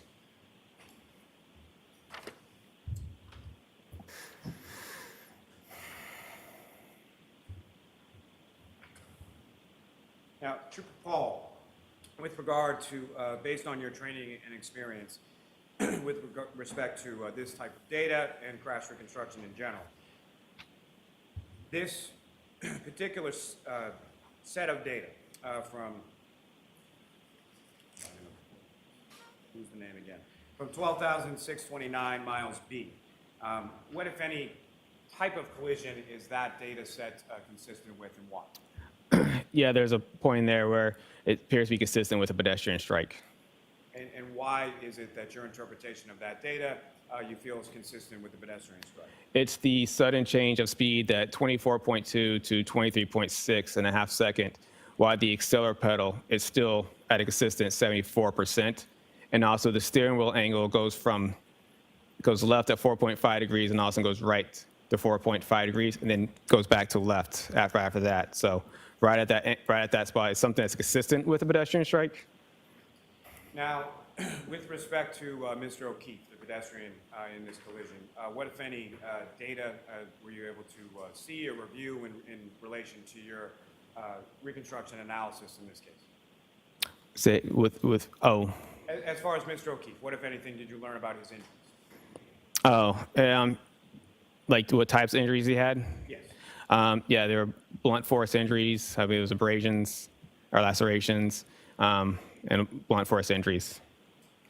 And the injuries that you observed or that you were informed about, you learned this from the medical examiner, is that correct? Correct. And with respect to the injuries that Mr. O'Keefe was recorded as having sustained, according to the medical examiner, what, if any, relationship did those injuries have to you in relation to a pedestrian collision? Sorry, say it again. As far as the injuries that you were informed by the medical examiner that Mr. O'Keefe had sustained, Yes. what, if any, relationship did those injuries have in relation to a pedestrian collision? They are consistent with a pedestrian collision. And how so? Due to, you can break down each injury, due to the arm, the lacerations of the arm from the tail light, the dent where the scratches for his hand could be. Those are something that would be consistent with this, in this particular case, with striking the Lexus. Now, specifically with reference to this case, what, if any, analysis did you conduct with regard to kinematics? Yes, I did a kinematics analysis in my report. Kinematics deals with the aspect of motion. And I'm sorry, if you could expound Yeah. upon that just a little bit Sorry. and explain to the jury sort of what a kinematics analysis is. So kinematics analysis is, like I said, it deals with the aspects of motion. Pedestrian crashes get labeled in certain types of how they interact. So in this particular case, I kind of labeled it as it's a forward projection crash with a side swipe. And what I mean by forward projection means that when a pedestrian gets struck by a vehicle, well, basically their principal impact forces are above the pedestrian center of gravity, as in this case where you get the higher back of the vehicle. When you get struck by something like that, it projects you forward in the direction of the vehicle. And in this situation where he gets more struck through the side of the vehicle along the taillight area, that it projected him to forward and then to the left due to this more of a side swipe manner. Now, with respect to you mentioned the height of the vehicle, as far as the shape of the back of the vehicle, what, if any, relationship does that have in regard to you sort of labeling this as a forward projection / side swipe collision? Yeah, due to it being pretty flat, it's not the front of the vehicle where you have the hood and the pedestrian staying above the hood. It's the back of the vehicle. It's pretty flat and it's pretty higher up. Now, with respect, you also made aware through your review of the medical examiner's report that there was injury to the back of Mr. O'Keefe's head. Yes. And based on your training experience in particular to pedestrian collisions, what, if any, significance did that have in relation to your opinion as to how Mr. O'Keefe interacted with the defendant's vehicle? So when you look at the damage, he would have interacted with that left side of the vehicle. And when he got struck by the vehicle on the left side, it would have caused his vehicle to rotate kind of counterclockwise. And then when that rotation, he could turn it into his back, and his back could have struck the ground. I noted at the scene that there was asphalt curbing, which could have, somewhere he could have struck his head in there, or somewhere along any of the pavement would have caused damage. Most forward projection crashes have damage on both sides of the body. Why is that? Due to them get projected forward, so they get hit from behind, they would have damage to the back, and then when they get projected forward, they get damage to the front. So, I mean, in this case, he got projected and got spun counterclockwise due to where he got impacted the vehicle. Now, with regard to the vehicle speeds, kinematically speaking, from your analysis in respect to that, what, if anything, can you say in relation to, just in general terms, as far as a pedestrian collision is concerned, how much of that vehicle speed would a pedestrian be assuming in the context of a pedestrian collision with a forward projection? Forward projection will have almost 100% speed post-impact. And more, like I said, in this case, it's more the fact that he didn't get 100%, like his center of mass didn't strike the vehicle, so he would not have been thrown 100% of the vehicle speed post-impact. His right side would have sustained the vehicle speed, and that would cause him to spin out. So as opposed to traditional forward projection, if he was right there in the middle of the vehicle, he would have got projected forward, and he would have sustained, his full body would have sustained the vehicle speed. Is that abnormal as far as the sort of forward projection type of pedestrian collision? And what I'm going to ask is specifically to not having any contact with sort of the bottom of the vehicle or being run over or something like that. Can you expound upon that a little? Yeah, due to the side swipe manner that projected him off to the left, it wouldn't show that he would have been, the car would have ran over him and traveled over him. Like traditional, Yeah, car I'm would- going to ask you to slow down just a Sorry. little bit. sorry. okay? Yes, so due to the situation in this scene where he got projected to the left and body rotated, it would have rotated away from the vehicle, and his body would not have traveled under the vehicle as you do in like a lot of traditional forward projection crashes. The vehicle would get tracked forward ahead of the vehicle, and that vehicle could possibly travel over that pedestrian. So that is not what you found in this particular pedestrian collision, correct? Correct. I know you've mentioned it a couple times, but if I could ask you to just expound a little bit when you're talking about center of mass and how that relates between sort of a pedestrian and a vehicle in a pedestrian type collision. So pedestrians almost every object has a center mass. Pedestrians is the same. So a pedestrian center mass is essentially obviously the half the body, and you would also put down is around the chest area, just below the chest area would be a center mass for a pedestrian, and they all range based on height and body shape. And so where on someone's body typically would a center of mass be located? Usually just around the chest area or just below the chest area. Now, if I could turn your attention, Trooper Paul, back to February 1st of 2022, when you were at the Canton Police Department. You mentioned that, or you testified earlier at some point that you went outside to an asphalt roadway surface and conducted some forward acceleration and rear acceleration braking tests, correct? Correct. Now, in addition to that, what, if any, other testing did you do with respect to that vehicle on that particular date in that location? We checked the cameras, and we did backup visibility analysis with the cameras in the vehicle. And again, if you could, just in general terms, first, just describe for the jury, when you say visibility analysis, typically speaking, what are you doing in a visibility analysis? In the visibility analysis, we are trying to see what an operator would see in their vehicle. Looking for, in this particular case, we were trying to see if the operating vehicle would be able to see a pedestrian behind the vehicle. And also in this, where we have backup cameras, we're trying to look at the cameras and see what would the cameras pick up as we go into reverse. And in fairness to the defendant, at this particular time when this visibility analysis was conducted, it was during the daytime, is that correct? That's correct. Your understanding of the crash is that it occurred at night, correct? Correct. Now, as far as a visibility analysis, typically, would you be looking to recreate as close as you can to the conditions at the time that the collision occurred? In most typical cases, yes. And why were you not able to, were you able to do that in this case? We were not. And why? Due to was most, like I said, it's mostly done when we're trying to see what a pedestrian, an operator would see a pedestrian. It's mostly done because it's an accident, but a lot of times when it's like an intentional act, visibility is not an issue in this situation. We were just want to make sure that the cameras worked and the backup sensors all worked in the vehicle.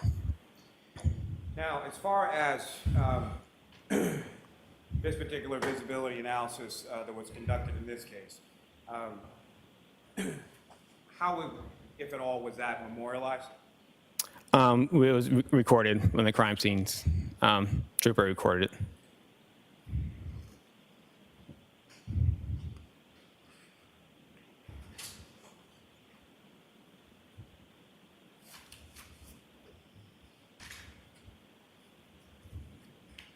My apologies.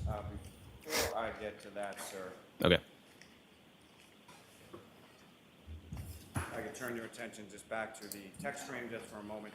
And Your Honor, may I approach? Yes.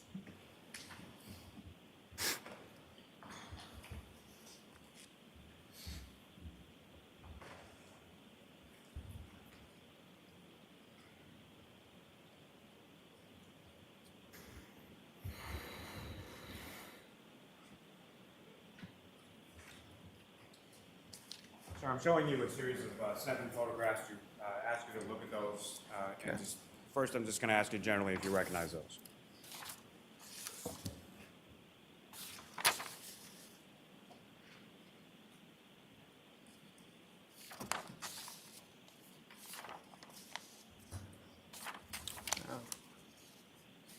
Yes. And what do you recognize those to be? It's the inside of the vehicle. Appears to be taking out the, showing that taking out the infotainment system. The what system? Infotainment system. And the last photograph there, what, if anything, does that depict, sir? That is the module for the infotainment system. And what, if any, involvement did you have in respect to this investigation in regard to the infotainment system? I didn't have anything. That was Trooper Nick Marinos did the infotainment system in this vehicle. And you indicated earlier in your testimony that you had training as it relates to Burla, correct? Correct. And what, if any, relationship does Burla have with respect to the infotainment system? They have tools to forensically diagnose the infotainment systems. And if you know, are you familiar with whether or not that was able to be accomplished in this particular case? It was not. And do you know why not? Because they had to go to, I think Burla didn't have the equipment, so they went to a, Objection. Sustained. Your Honor, may I approach? Yes. Now, as far as those photographs, they're an accurate portrayal of what you observed in the vehicle during the time that you were conducting your testing. yes. Your Honor, Palmer will seek to introduce them as the next 7 exhibits. Any objection, Mr. Jackson? I'm sorry, I was writing a note. What are those 5 photographs? 7. 7. 7. No objection.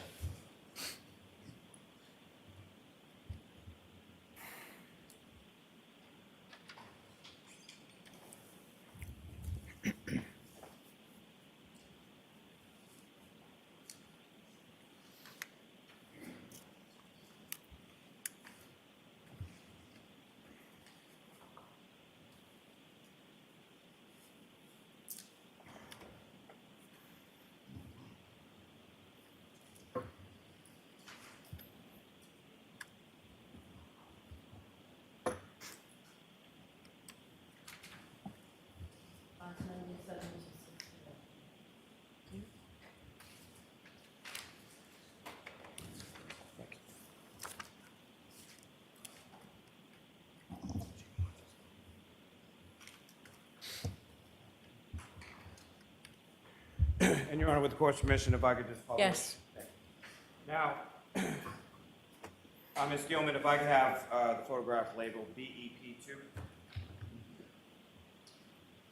And Trooper Paul, do you recognize what's up on the screen and has now been marked as Exhibit 597? Yes. And what part of the vehicle are we looking at in this photograph? That's the steering wheel. And Ms. Gilman, if I could have BEP3. And Trooper Paul, do you recognize what's now up on the screen and is marked as Exhibit 598? Yes, I do. And if you could, using the laser pointer, direct the jury's attention to what, if anything, of significance you observed in this part of the photograph. That is the infotainment system. And as far as the infotainment system, when you were operating that vehicle, what, if anything, was displayed on that screen within the infotainment system? If you were in drive, it just had, the radio navigation stuff. But if you're in reverse, that's where the backup cameras and sensors would be. And Ms. Gilman, if I could have BEP4, sorry. And Trooper Paul, do you recognize what's up on the screen as Exhibit 599? Yes, I do. And what, if anything, are we looking at in this exhibit? That's the push button start, the ignition. And so that's how this vehicle is started and stopped, essentially, as a push button start, is that correct? Correct. Ms. Gilman, if I could have BEP22. And Trooper Paul, do you recognize what's up on the screen as now marked as Exhibit 601? Yes. And if you could, using the laser pointer, direct the jury's attention to what, if anything, you observe of significance in this vehicle. Yes, that's the infotainment system. It's on, shows satellite here. Looks like that's the navigation. Thank you. Ms. Gilman, you can take that down.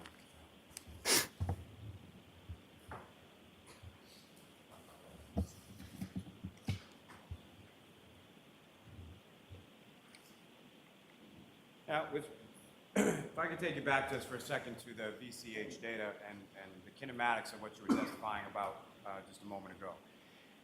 You had mentioned that with respect to the injury to the back of Mr. O'Keefe's head that is consistent or could have been caused by striking his head on a part of the pavement or the curbing, is that correct? Correct. Now, as far as your training and experience in pedestrian collisions that you've responded to and investigated on prior occasions, as far as weather, as far as the coldness of the ground being frozen, what, if any, impact could that have as far as in relation to the injuries to the back of Mr. O'Keefe's head? Objection. Sustained. Now, as far as the visibility analysis that you were conducting on February 1st, you mentioned that that was memorialized with photographs as well as video, is that correct? Correct. And the video that was taken, sir, was that in the interior of the vehicle, exterior of the vehicle, or both? I believe it might have been just the interior.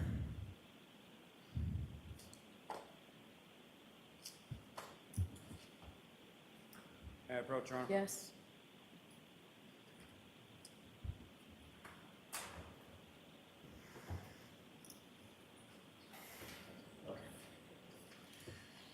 Sir, I'm showing the 2 discs. Okay. Do you recognize those? Yes. And those are the recordings of the visibility or the braking and acceleration tests from February 1st, both interior of the vehicle, exterior of the vehicle. Is that correct? Yes. May I approach again, Your Honor? Yes. I'm willing to introduce and admit to the next exhibits. No objection.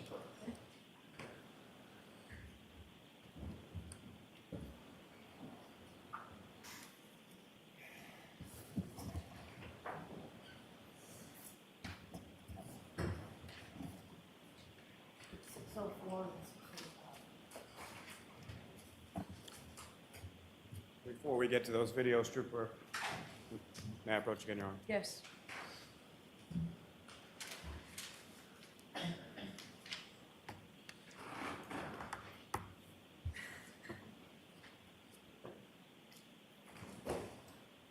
So I'm showing you another series of, I believe, 8 photographs. Just ask you to look at those and look up when you're finished.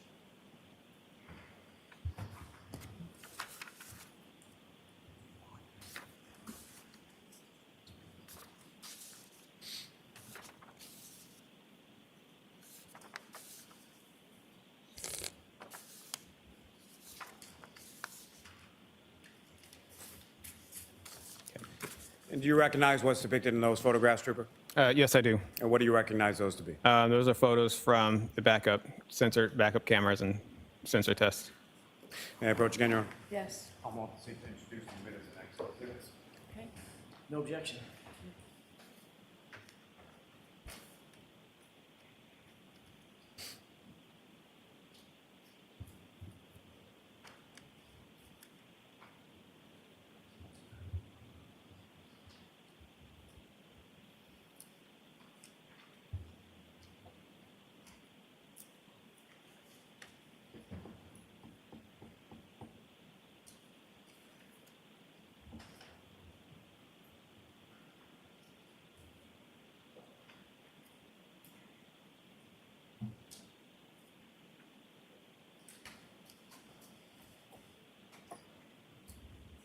six zero six three six 13.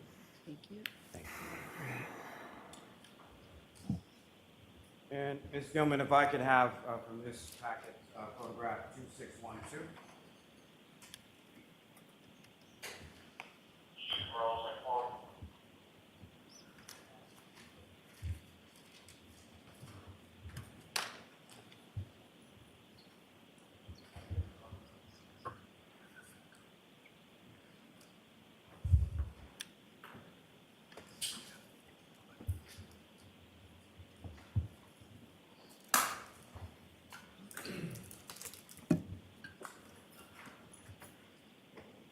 Trooper, if you could, please describe to the jury what we're looking at in this photograph that's now been marked as Exhibit 606. Yes, this is the view from the operator as they would turn around and look to the back of the vehicle.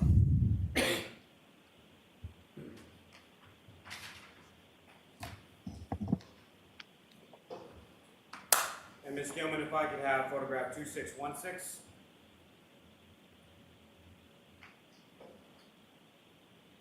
And Trooper Paul, do you recognize what's up on the screen and has now been marked as Exhibit 610? Yes. And can you please describe to the jury what, if anything, we're looking at here? Yes, that's the view inside the vehicle showing the infotainment system and the backup cameras on it. Now, as far as the backup cameras on this particular vehicle, what kind of view was able to be portrayed, or what did you observe on the screen when you placed the vehicle in reverse? Yes, so this has this straight backup camera and also has a 360 overhead view of the vehicle. And as far as the cameras within this vehicle are concerned, are we talking about one single camera, or how many cameras are encapsulating this 360-degree camera angle view? It has the front and the sides and the rear cameras.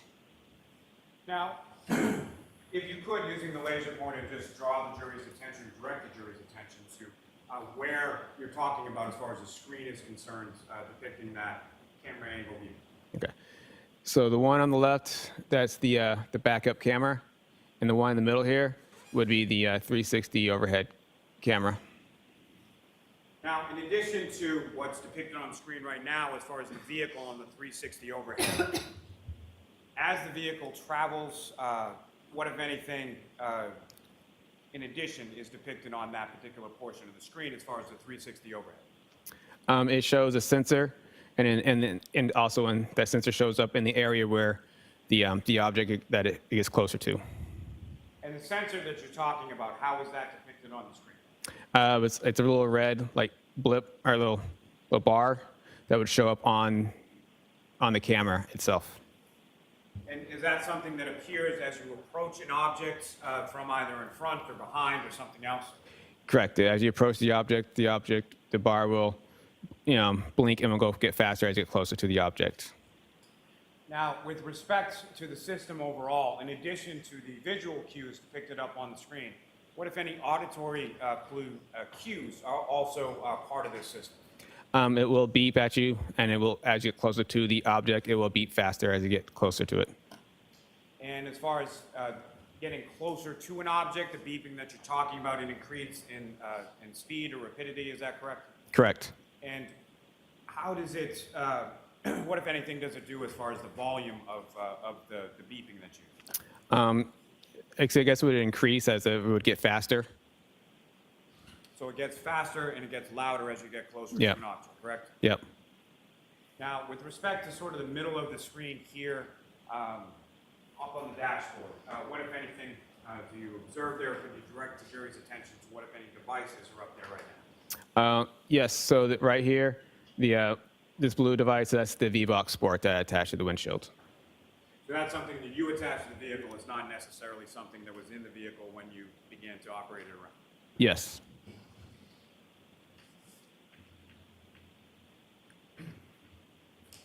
Ms. Gilman, if I could have photograph 2618.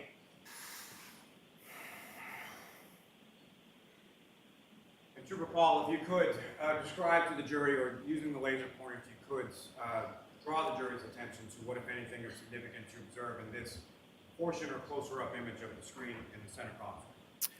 Yeah. So this is one on the left here is the backup camera, and the one in the middle is the 360 overhead camera. The bars and lines are showing the path of the vehicle. Thank you. Ms. Gilman, you can take this down.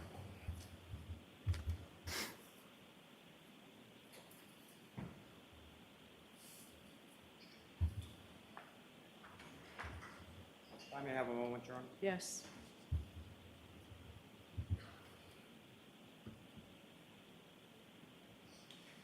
Now, Trooper Paul, as far as during this visibility analysis that you conducted, you testified earlier that you were primarily concerned with sort of whether or not the cameras and the auditory and visual cues worked properly with this vehicle and this system, correct? Yes. And during the course of your running these sort of forward and back reverse acceleration braking tests, as well as the visibility analysis, what, if anything, did you observe with relation to the functionality of the cameras and the visual and auditory cues? Everything seemed to be working properly. Now, when you were operating the vehicle on February 1st and you shifted the vehicle into reverse, what would then sort of occur with the screen in the center of the dashboard? It would change from the navigation to the backup cameras. And how long a period of time did that take as far as you shifted from drive to reverse on a number of different occasions while you were conducting your test, correct? Yes. And so how long a period of time are we talking about between the time that you shift the vehicle from drive or another gear to reverse for those screens to then display both the rear backup camera and the 360 overhead view? It's fairly instantaneous, fairly quick. Now, at some point during the course of the visibility analysis specifically, what, if anything, did you place behind the vehicle during your visibility analysis? It was like a punching bag dummy.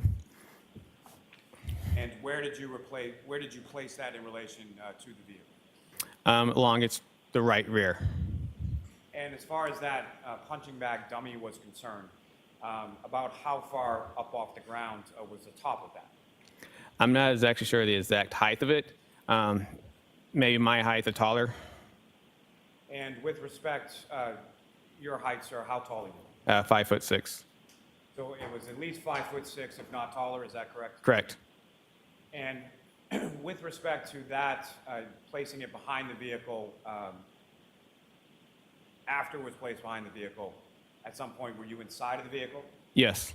And when you were inside of the vehicle and that was outside of the vehicle, what, if any, visual observations were you able to make with respect to its placement? And it's in the right rear passenger side of the vehicle, is that correct? Correct. So what, if any, observations were you able to make with respect to that item or exemplar that was placed out there? It would have been visible in the cameras. Now, with respect to the visibility analysis that was conducted with respect to that, let me ask you this first. When I say exemplar, so exemplar pedestrian, can you explain sort of what that term means and how it relates to a visibility analysis? So an exemplar pedestrian is, just like you said, we used a punch bag dummy. It was something that we used in place of a pedestrian to act like a pedestrian. Now, when that exemplar pedestrian was placed in the rear passenger side area of the vehicle, what, if any, obstructions did you observe as far as just from a visual perspective, sort of turning your head or looking, or cameras or anything else, as far as where that exemplar was placed? There were no obstructions. Now, if that exemplar was placed directly next to the vehicle versus feet away from the vehicle, what, if any, difference did you note as far as the visibility was concerned? Yeah, so if it was placed right next to the vehicle, it'd be blocked by the back pillar of the vehicle. If you place it like 5 feet away, you would be able to see the dummy in the cameras and also in the side mirrors. So at a distance of at least 5 feet, it was fully visible from where you sat in the vehicle? Yes. Your Honor, with the court's permission, if we could, I would ask, and I'm sorry, I'm not sure what exhibit numbers they are, but the 2 videos that were just introduced. Okay. And Ms. Gilman, if I could have the exterior video first. And just for the record, they are 604 and 605 now. Thank you, ma'am.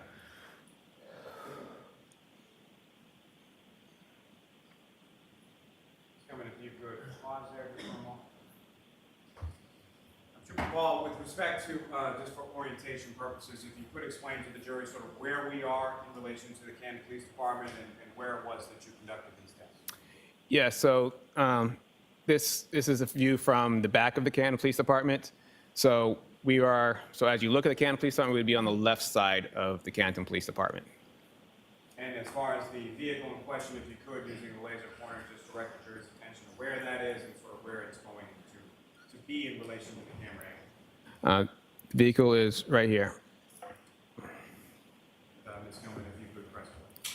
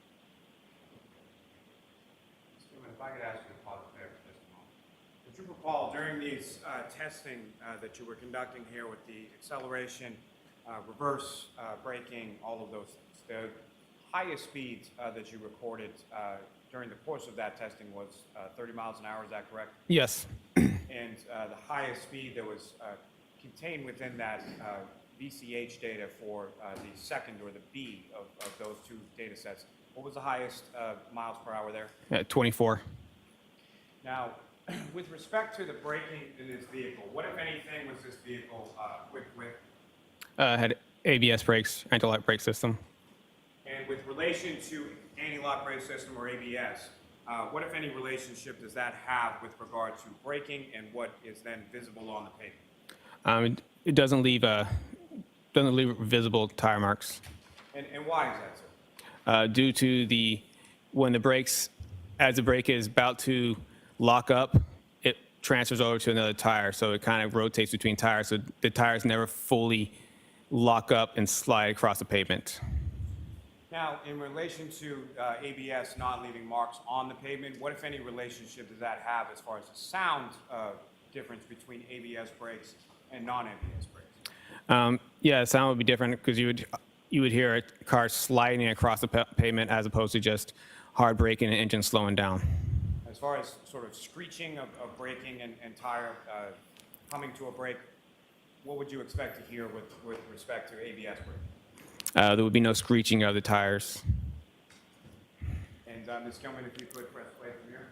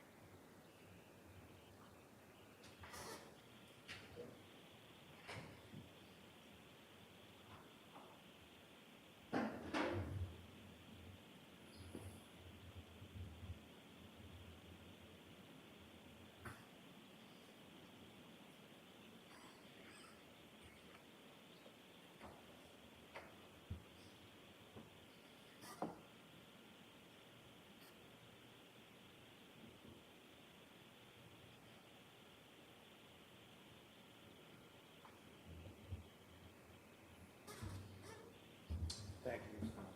Your Honor, with the court's permission, may I publish the other video of the interior of the vehicle? Yes.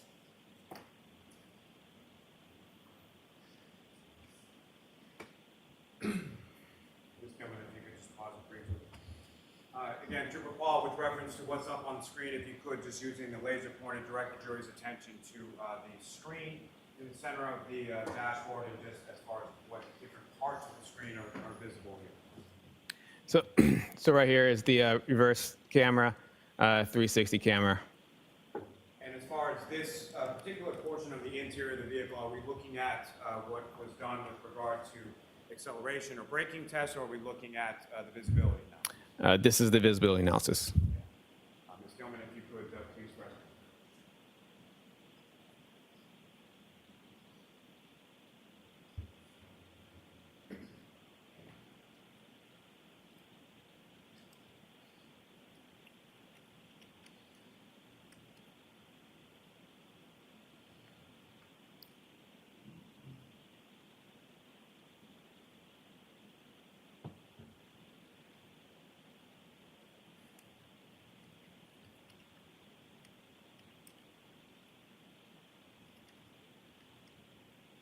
All right, if you could pause it there, Ms. Gilman.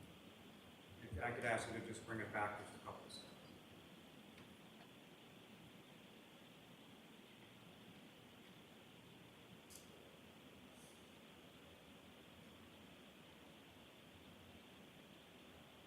Pause it there.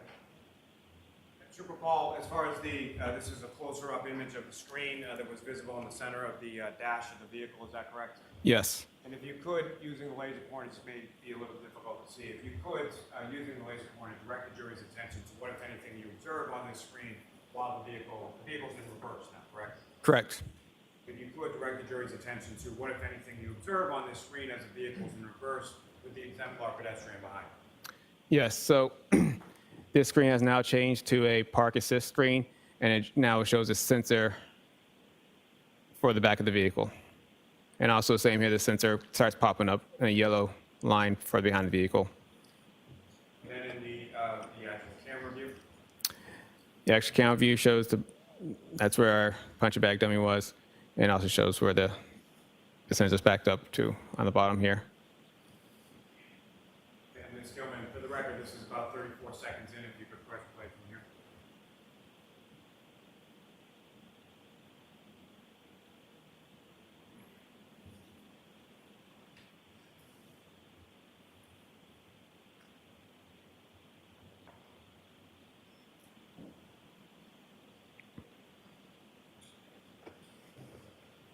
Now, Trooper Paul, at some point over the course of your investigation, over the course of this case, did you become aware of ring videos from Mr. O'Keefe's residence at One Meadows Avenue? Yes. And specifically, have you had occasion to see a video depicting the defendant backing out of the garage as snow was coming down? Yes. I'm going to allow it. Yeah. Your Honor, with the court's permission, if I could publish to the jury with the witness on the stand, Exhibit 6, video number 153. Objection, may reproach. Yes.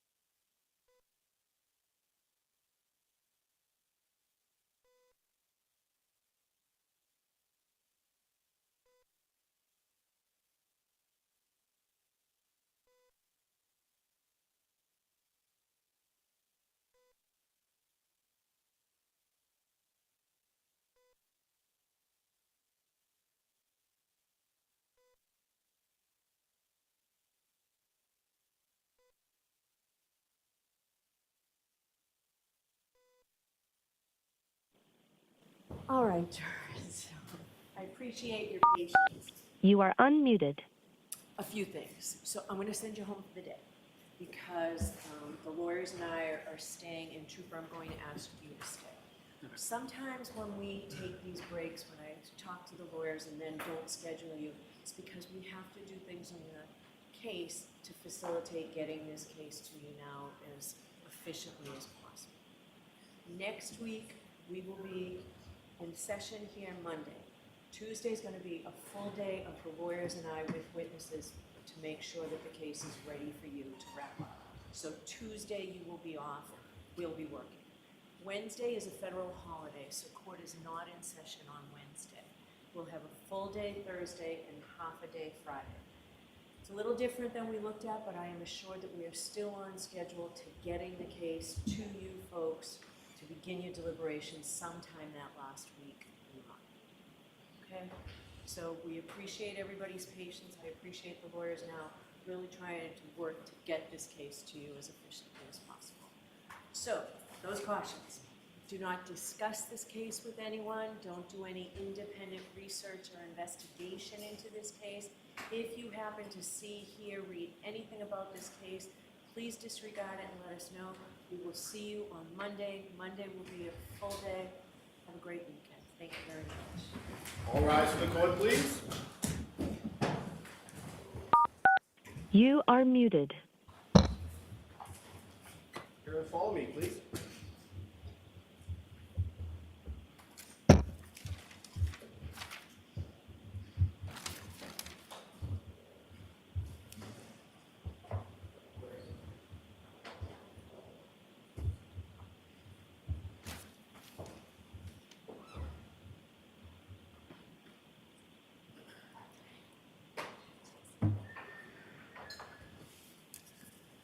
Thank you. Be seated. Court continues.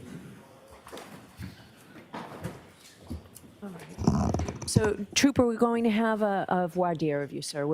Mr. Lally's going to ask you some questions. Mr. Jackson's going to ask you some questions. You'll be shown a video. Okay.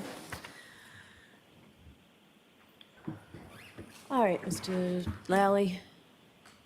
Now, Trooper Paul, as I was asking you before, with respect to, have you had occasion to see a ring video from Mr. O'Keefe's house on One Meadows Avenue depicting the defendant or the defendant's vehicle backing out of a garage while snow was falling? Yes. Now, in addition to that, as you've already testified to, you made observations of the defendant's vehicle in the Canton Police Department garage on February 1st, is that correct? Yes. And Your Honor, with the court's permission, may we play the video at this time? Yes. Your Honor, to save time, I'll stipulate to the video. I want to see it for purposes of this voir dire. And in fact, I'd like to see the version that the defendants have with the focusing in on the tire. Understood.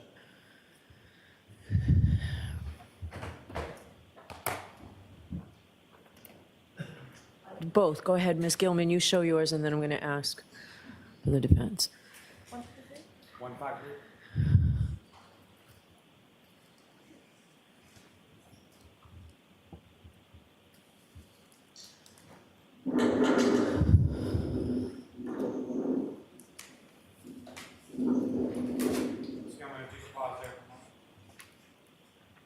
Now, Trooper, from your observations from this video, at some point, this vehicle either comes close or makes contact with Mr. O'Keefe's vehicle, is that correct? Yes. Now, in addition to your observations of this video and your observations of the defendant's vehicle, at some point, have you also seen photographs of Mr. O'Keefe's vehicle? Yes.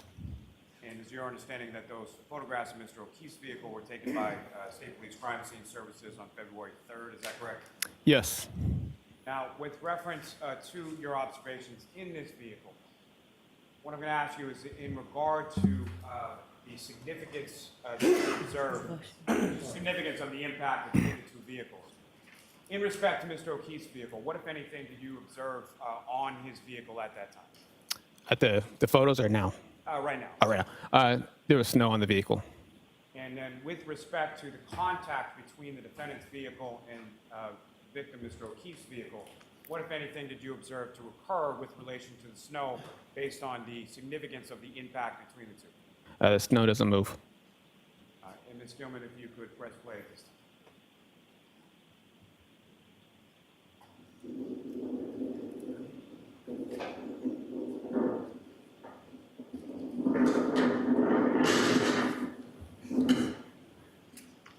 All right.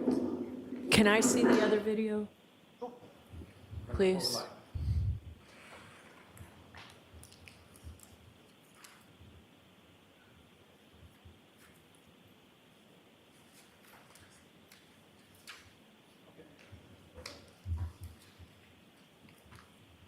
Yes, I think it's on, I know it's in evidence, but I think it's on your computer, your hard drive.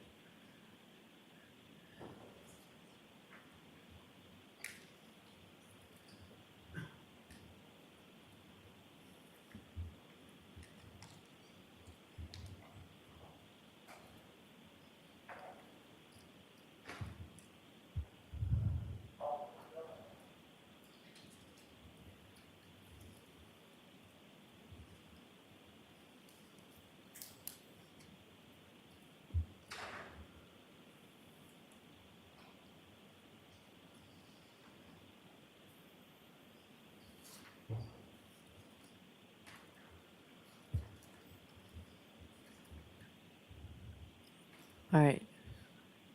Thank you. Okay, could you turn the lights on, please? Your Honor, if I could, there's just two photographs that I'd like to, just for Sure. this purposes. Ms. Gilman, if I could have what's now been marked as Exhibit 549. And before you do that, what is the exhibit we just saw through your IT person? What Your Honor, it's number? the same exhibit. It has not been enhanced in any way. It was just magnified for purposes of this, of showing it. In other words, the magnification is not embedded in the video. It's Okay. the same video. Okay, We just magnified it. okay. Here you go. Go to the- All right, thank you. Sorry. Go ahead, Mr. Lally.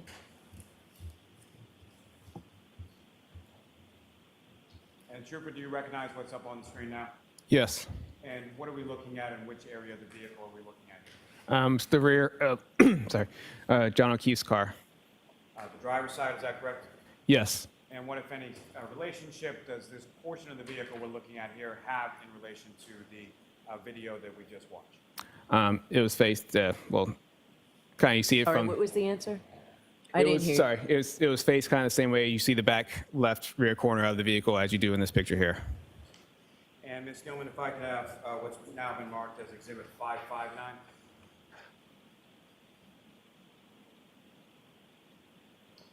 And sir, is this the same driver's side rear of Mr. O'Keefe's vehicle? Yes, it is. Now, as far as your observations of these photographs, what, if any, damage did you observe to Mr. O'Keefe's vehicle in either the last exhibit or this exhibit itself? There was no damage.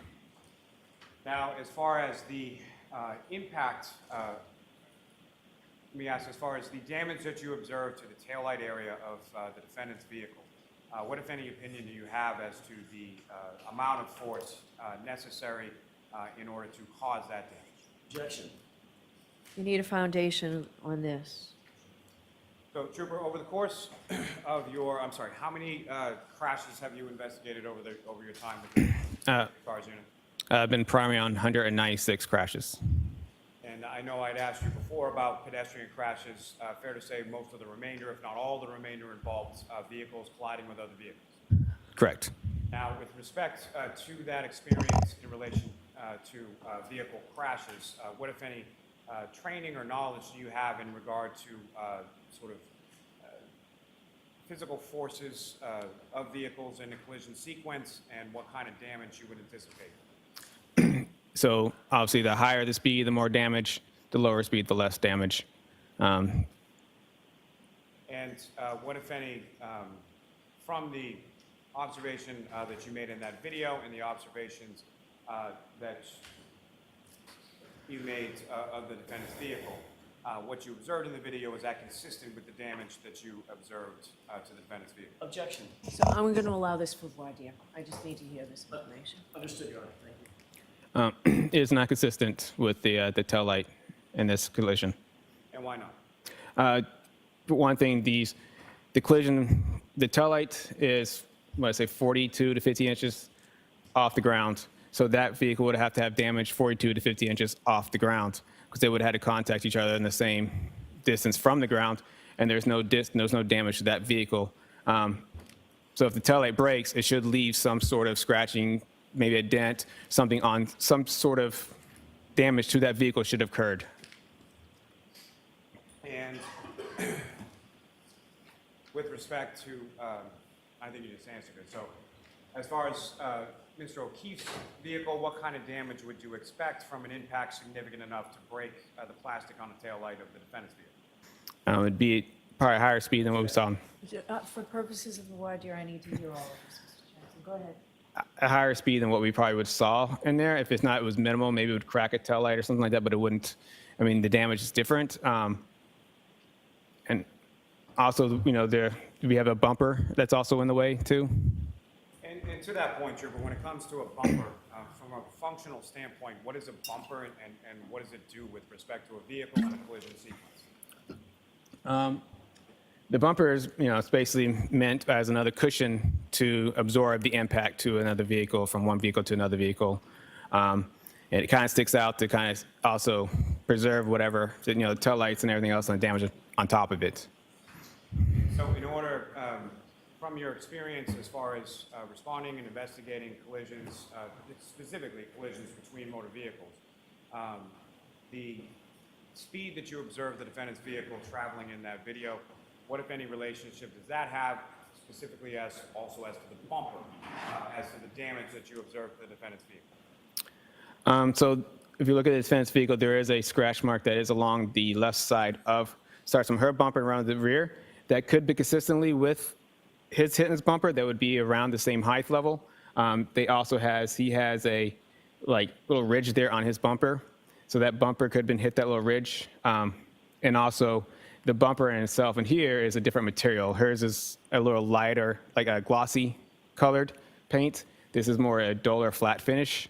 So it might have why it would show up on her bumper more than it would show up on his bumper. And finally, sir, in your opinion, the damage to the defendant's taillight, is that something that could have occurred or could have been caused by the crash or the contact of the vehicles that you observed in that video? Objection. No. So again, this is voir dire, Mr. Jackson, going in here. No. And again, sir, why not? For one thing, the bumpers, you have to go push through the bumpers in order to hit the taillight against the other vehicle. And there's no damage to that, significant damage to a bumper in order to push back into the car. And again, there was no snow on the vehicle. By that, I mean Mr. O'Keefe's vehicle that even came off the vehicle that you observed during the course of that contact between the two vehicles. That's correct. I have nothing further on. All right, Mr. Jackson? Did you ever put the two cars together? I did not. No, you didn't, did you?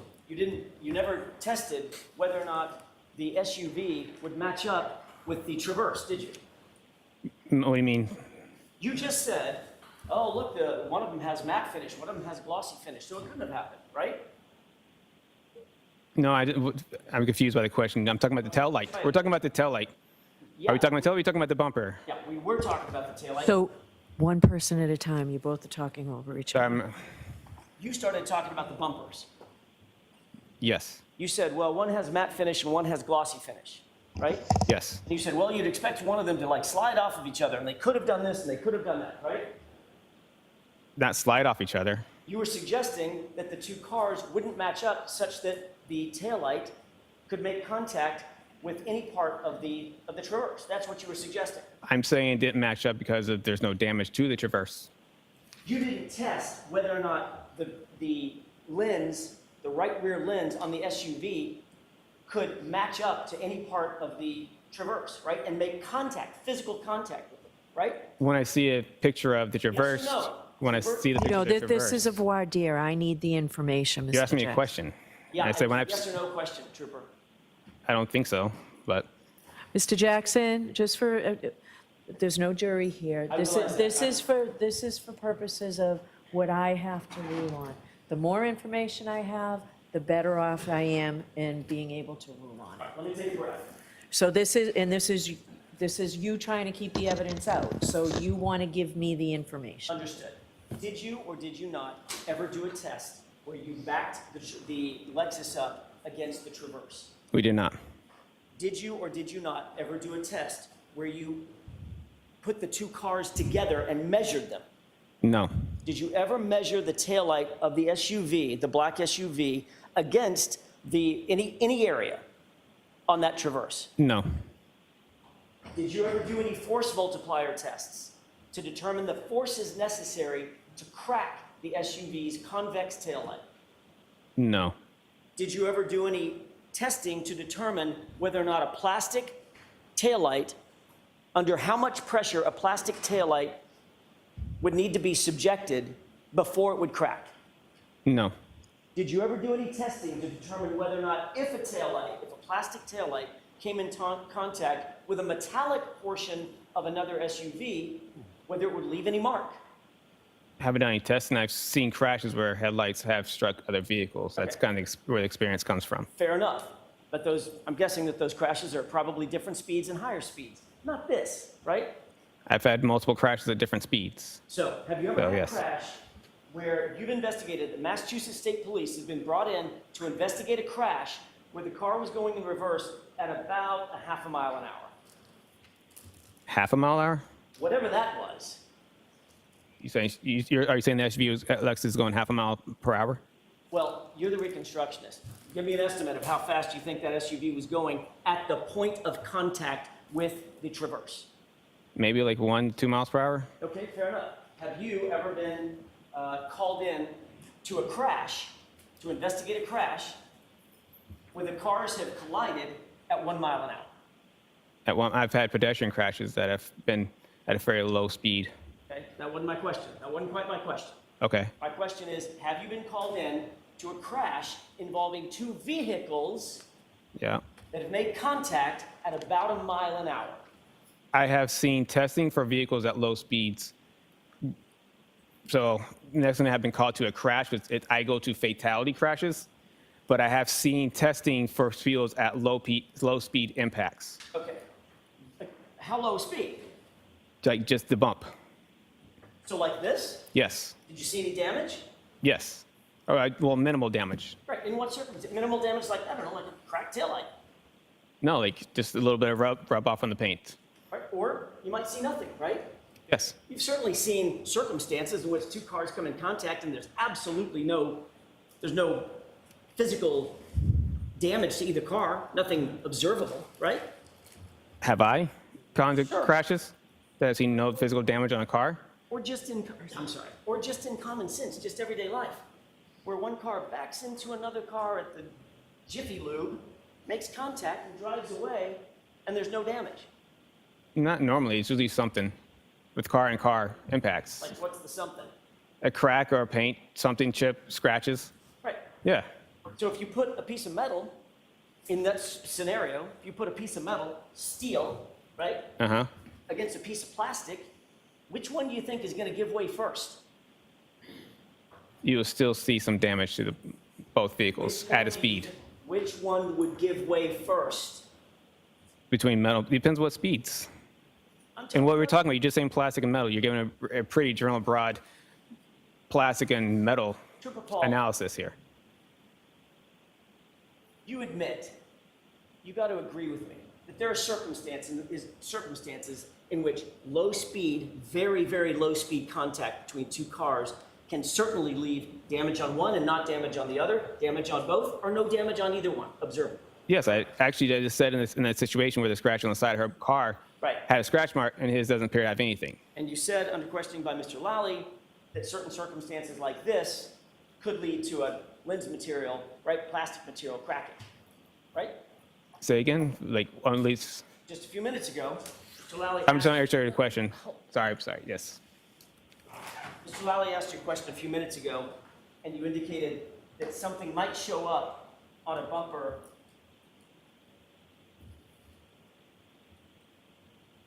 Something might, something might, like a taillight, might actually crack, correct? In a low-speed impact. A taillight might crack in a low speed impact? Correct. Yeah, it might crack. Okay, now, Mr. Lally also said you saw this video where the cars come close to or make contact, right? That's how he worded the question. Remember that? Come close. Yep. Which one Which one is it? Did it come close or did it make contact?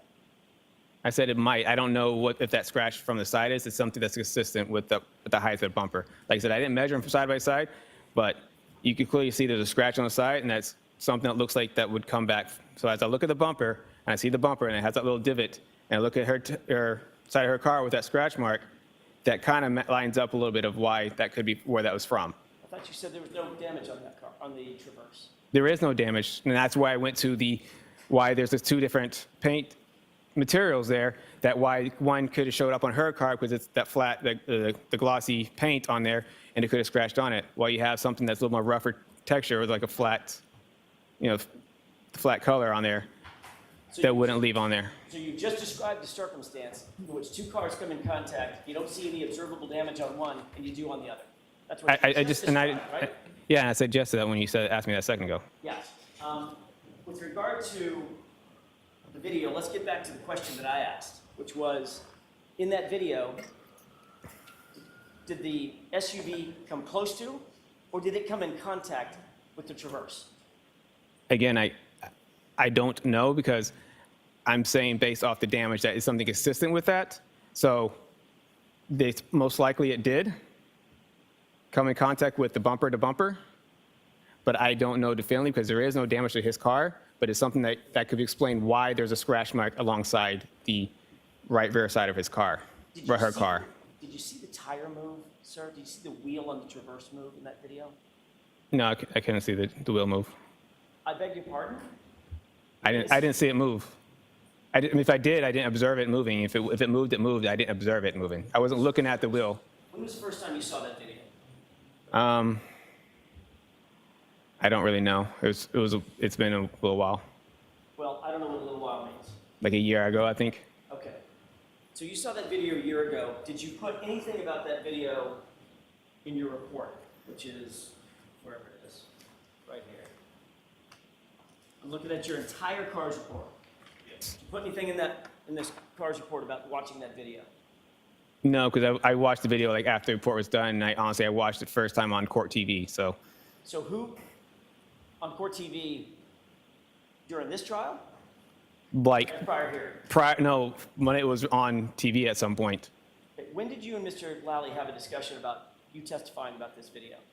That was a couple weeks ago? I'm sorry, I couldn't understand. A couple of weeks ago? What's a couple of weeks ago? Is it 10 days ago? Days ago? 2 weeks ago? 2 weeks ago? Couple? Okay. Two? Where did you two meet? At the DA's office. Was that at your request or was that at Mr. Lally's request? It was a pre-conference hearing, or pre-trial hearing, Right. Well, those or are pre-trial conference. Sorry. done. So, yes. We're talking over each other. I'm trying not to talk over you, Trooper. I'm trying not either. Let's both try harder. Okay.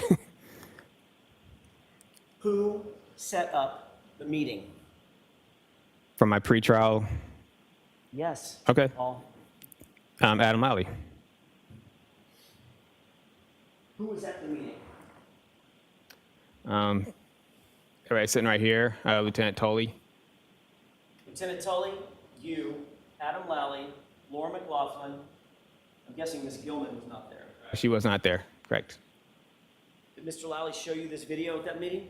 Yes. Did he tell you that he intended to ask you some questions about this video at that meeting? Yes. Did he ask you whether or not you could render an opinion as to whether or not the impact that you saw, or lack thereof, whatever the case may be, was consistent or inconsistent with damage to the taillight? Yes. Did you tell him that you would give him such opinion if called upon at trial? Yes. Did anybody take any notes? I don't know. Were you taking notes? Yes. Where are those notes, Trooper Paul? I think I just, well, no, it's not on this specifically, but just, make sure I had, my everything checks and balance, and for what I want to talk about, what we're going to talk about. Make sure you had My what? checks and balances, sorry. Checks and balances? Just make sure I'm more on the same page of what we understand what's going on in the trial. You want to make sure that you're on the same page with Mr. Lally about what's going on in trial? Right? Yes. All right. Did Mr. Lally take notes? I have no idea. You were watching him. I mean, was he writing something down? I wasn't paying attention to his note taking. Miss McLaughlin was there. Was she taking notes? I don't know. You didn't see her either? I don't know if people were taking notes, writing stuff down, or what they're writing stuff down in relation to our little conference. Did you give him an opinion? We've asked whether or not you were asked to give an opinion, and you said, yes, yes, yes, I was.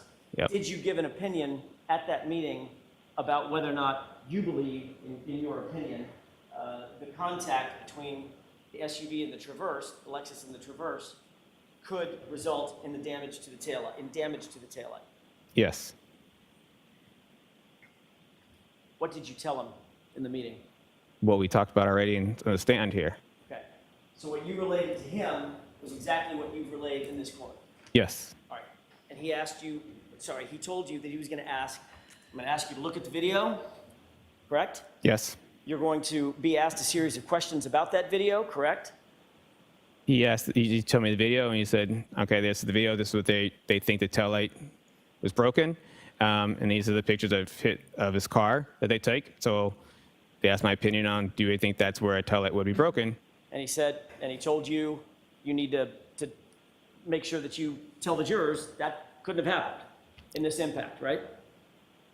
He didn't tell me I'd make sure jurors, that's my opinion on, it doesn't appear to happen in that video. Did he tell you that it would be helpful to the prosecution if you said that it would be, that it was inconsistent with the taillight breaking? Objection.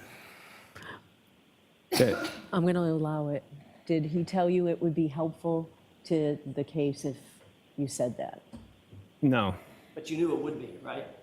I'm just stating what I saw, my professional opinion on what it is. Got it. If it looked like it was consistent, I would say it's consistent. If it wasn't consistent, it's not consistent. I'm not going to. I'm sure that's what you would say. Okay, so comments are not appropriate for the jury. They're also not very good for me, Mr. Jackson. Understood, Your Honor. Did you formalize your new opinion? Because this is a new opinion, right? You've never been asked this opinion before. Yes. Did you formalize this new opinion in any kind of report or memorialize it in any way? No. Did Mr. Lally ask you to create a report of some sort that you could then turn over to the defense so that we would know that you have a new opinion that you're going to testify about? No. Did you save those notes that you took about making sure that you were on the same page as Mr. Lally? Yeah, I saved mine. Where are they? They're my report. They're in your report? Yeah, as I was writing a report, I just kind of highlighted stuff that I want to make sure I memorize and remember my report. Okay. I'm talking about notes specifically about this video, seeing this video and rendering a new opinion about this video. No, I didn't have notes specifically about this video. I didn't write anything down saying I must do this on this video. Did you write anything down about the new opinion that you had come up with related to this video? No, I did not. I'm just moving on. Yep. And your opinion, ultimately, that you imparted to Mr. Lally in that meeting was that the car did not move and the snow did not move, correct? Correct. I think that's all I have. All right. Did you want to follow up at all, Mr. Lally? No, thank you, Your Honor. All right. So, Trooper, you are all set for today. We will see you Monday morning. Thank you. Okay?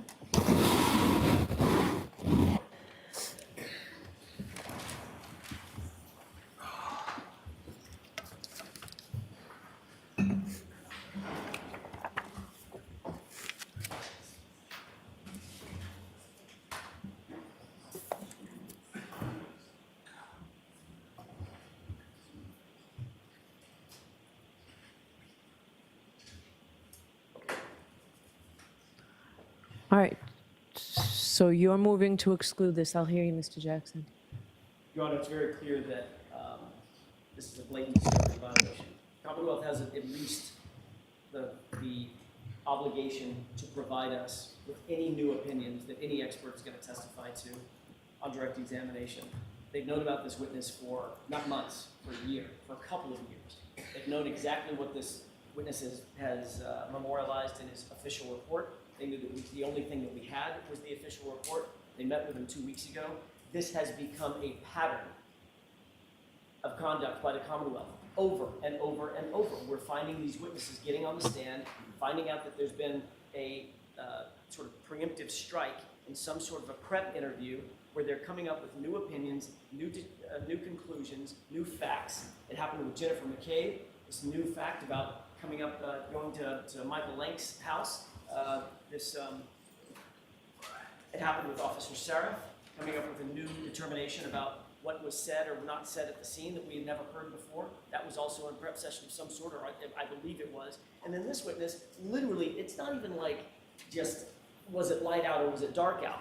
This is a completely new opinion based on evidence that we presented, both in open, or talked about in opening statement and have presented variously throughout this trial. And this officer gets on the stand and now has a new central opinion about whether or not we're right and that taillight lens could be cracked. That's something that should have at least been reduced to writing, and even if it was reduced to writing, it should have been excluded.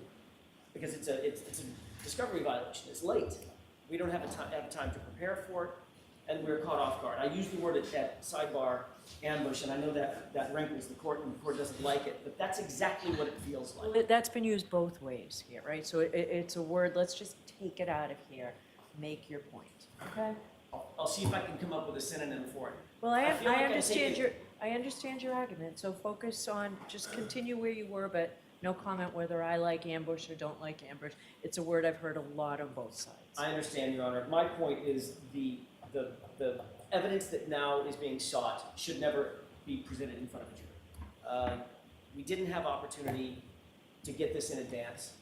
This has, it's at least, very least, been in the Commonwealth's possession for weeks. He took notes about it. He now says, well, I didn't take notes about that specifically. I don't believe that as far as I can throw him.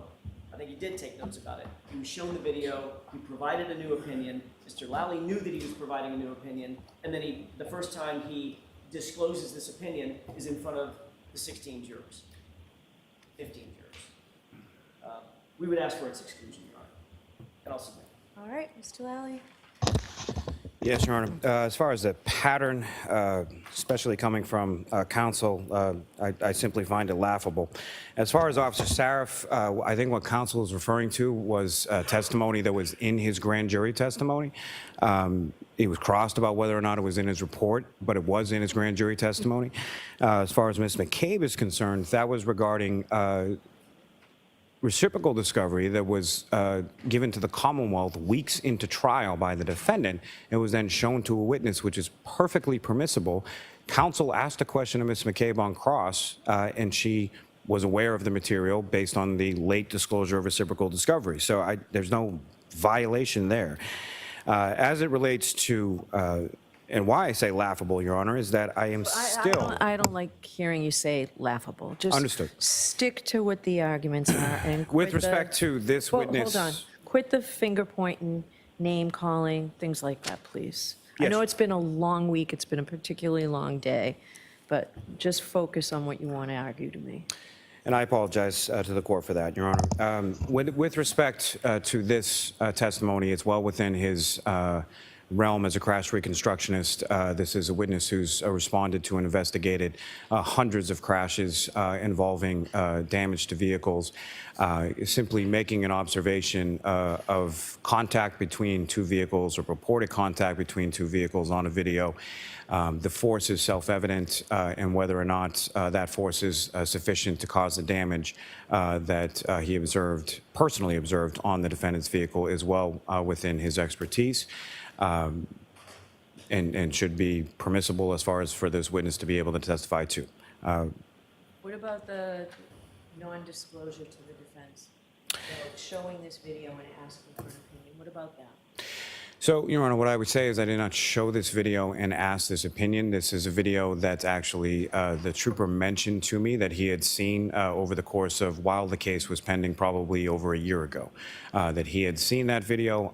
What I showed him was the photographs of Mr. O'Keefe's vehicle and asked whether or not he observed any damage consistent with the damage to the taillight observing or popping up on Mr. O'Keefe's vehicle. Why wasn't that turned over? In hindsight, it should have been, Your Honor. All right, so it's late, I'm not ruling here, I want to review everything. I would like, I'm not obviously taking any of the evidence home with me. I would like, if it's possible, for what your IT person did on the expanding, like he did, this second time, maybe I missed it, but I didn't see the tire move this time. It did. So I'd like that. I'd like that video, and I would like, what's the exhibit number here? It's Exhibit 6. Do you want just that video, Your Honor? And the pictures of the cars, whatever was shown during this voir dire, I would like those emailed to me so that I can look at them this weekend while I'm deciding, or put them on a flash drive right now. That's what I'm thinking. I'm sorry, I can't hear you. We'll do a screen record and get it to the court by email. We can do that. I just need an hour once we get back to home base. Okay. All right, Ms. Gilman, will you burn what you have for me before we leave? Somehow? Your Honor, if I could, I just want to close one loop. Okay. What I was referring to with Ms. McCabe, I want to make sure that this is clear because this has come up a couple of times.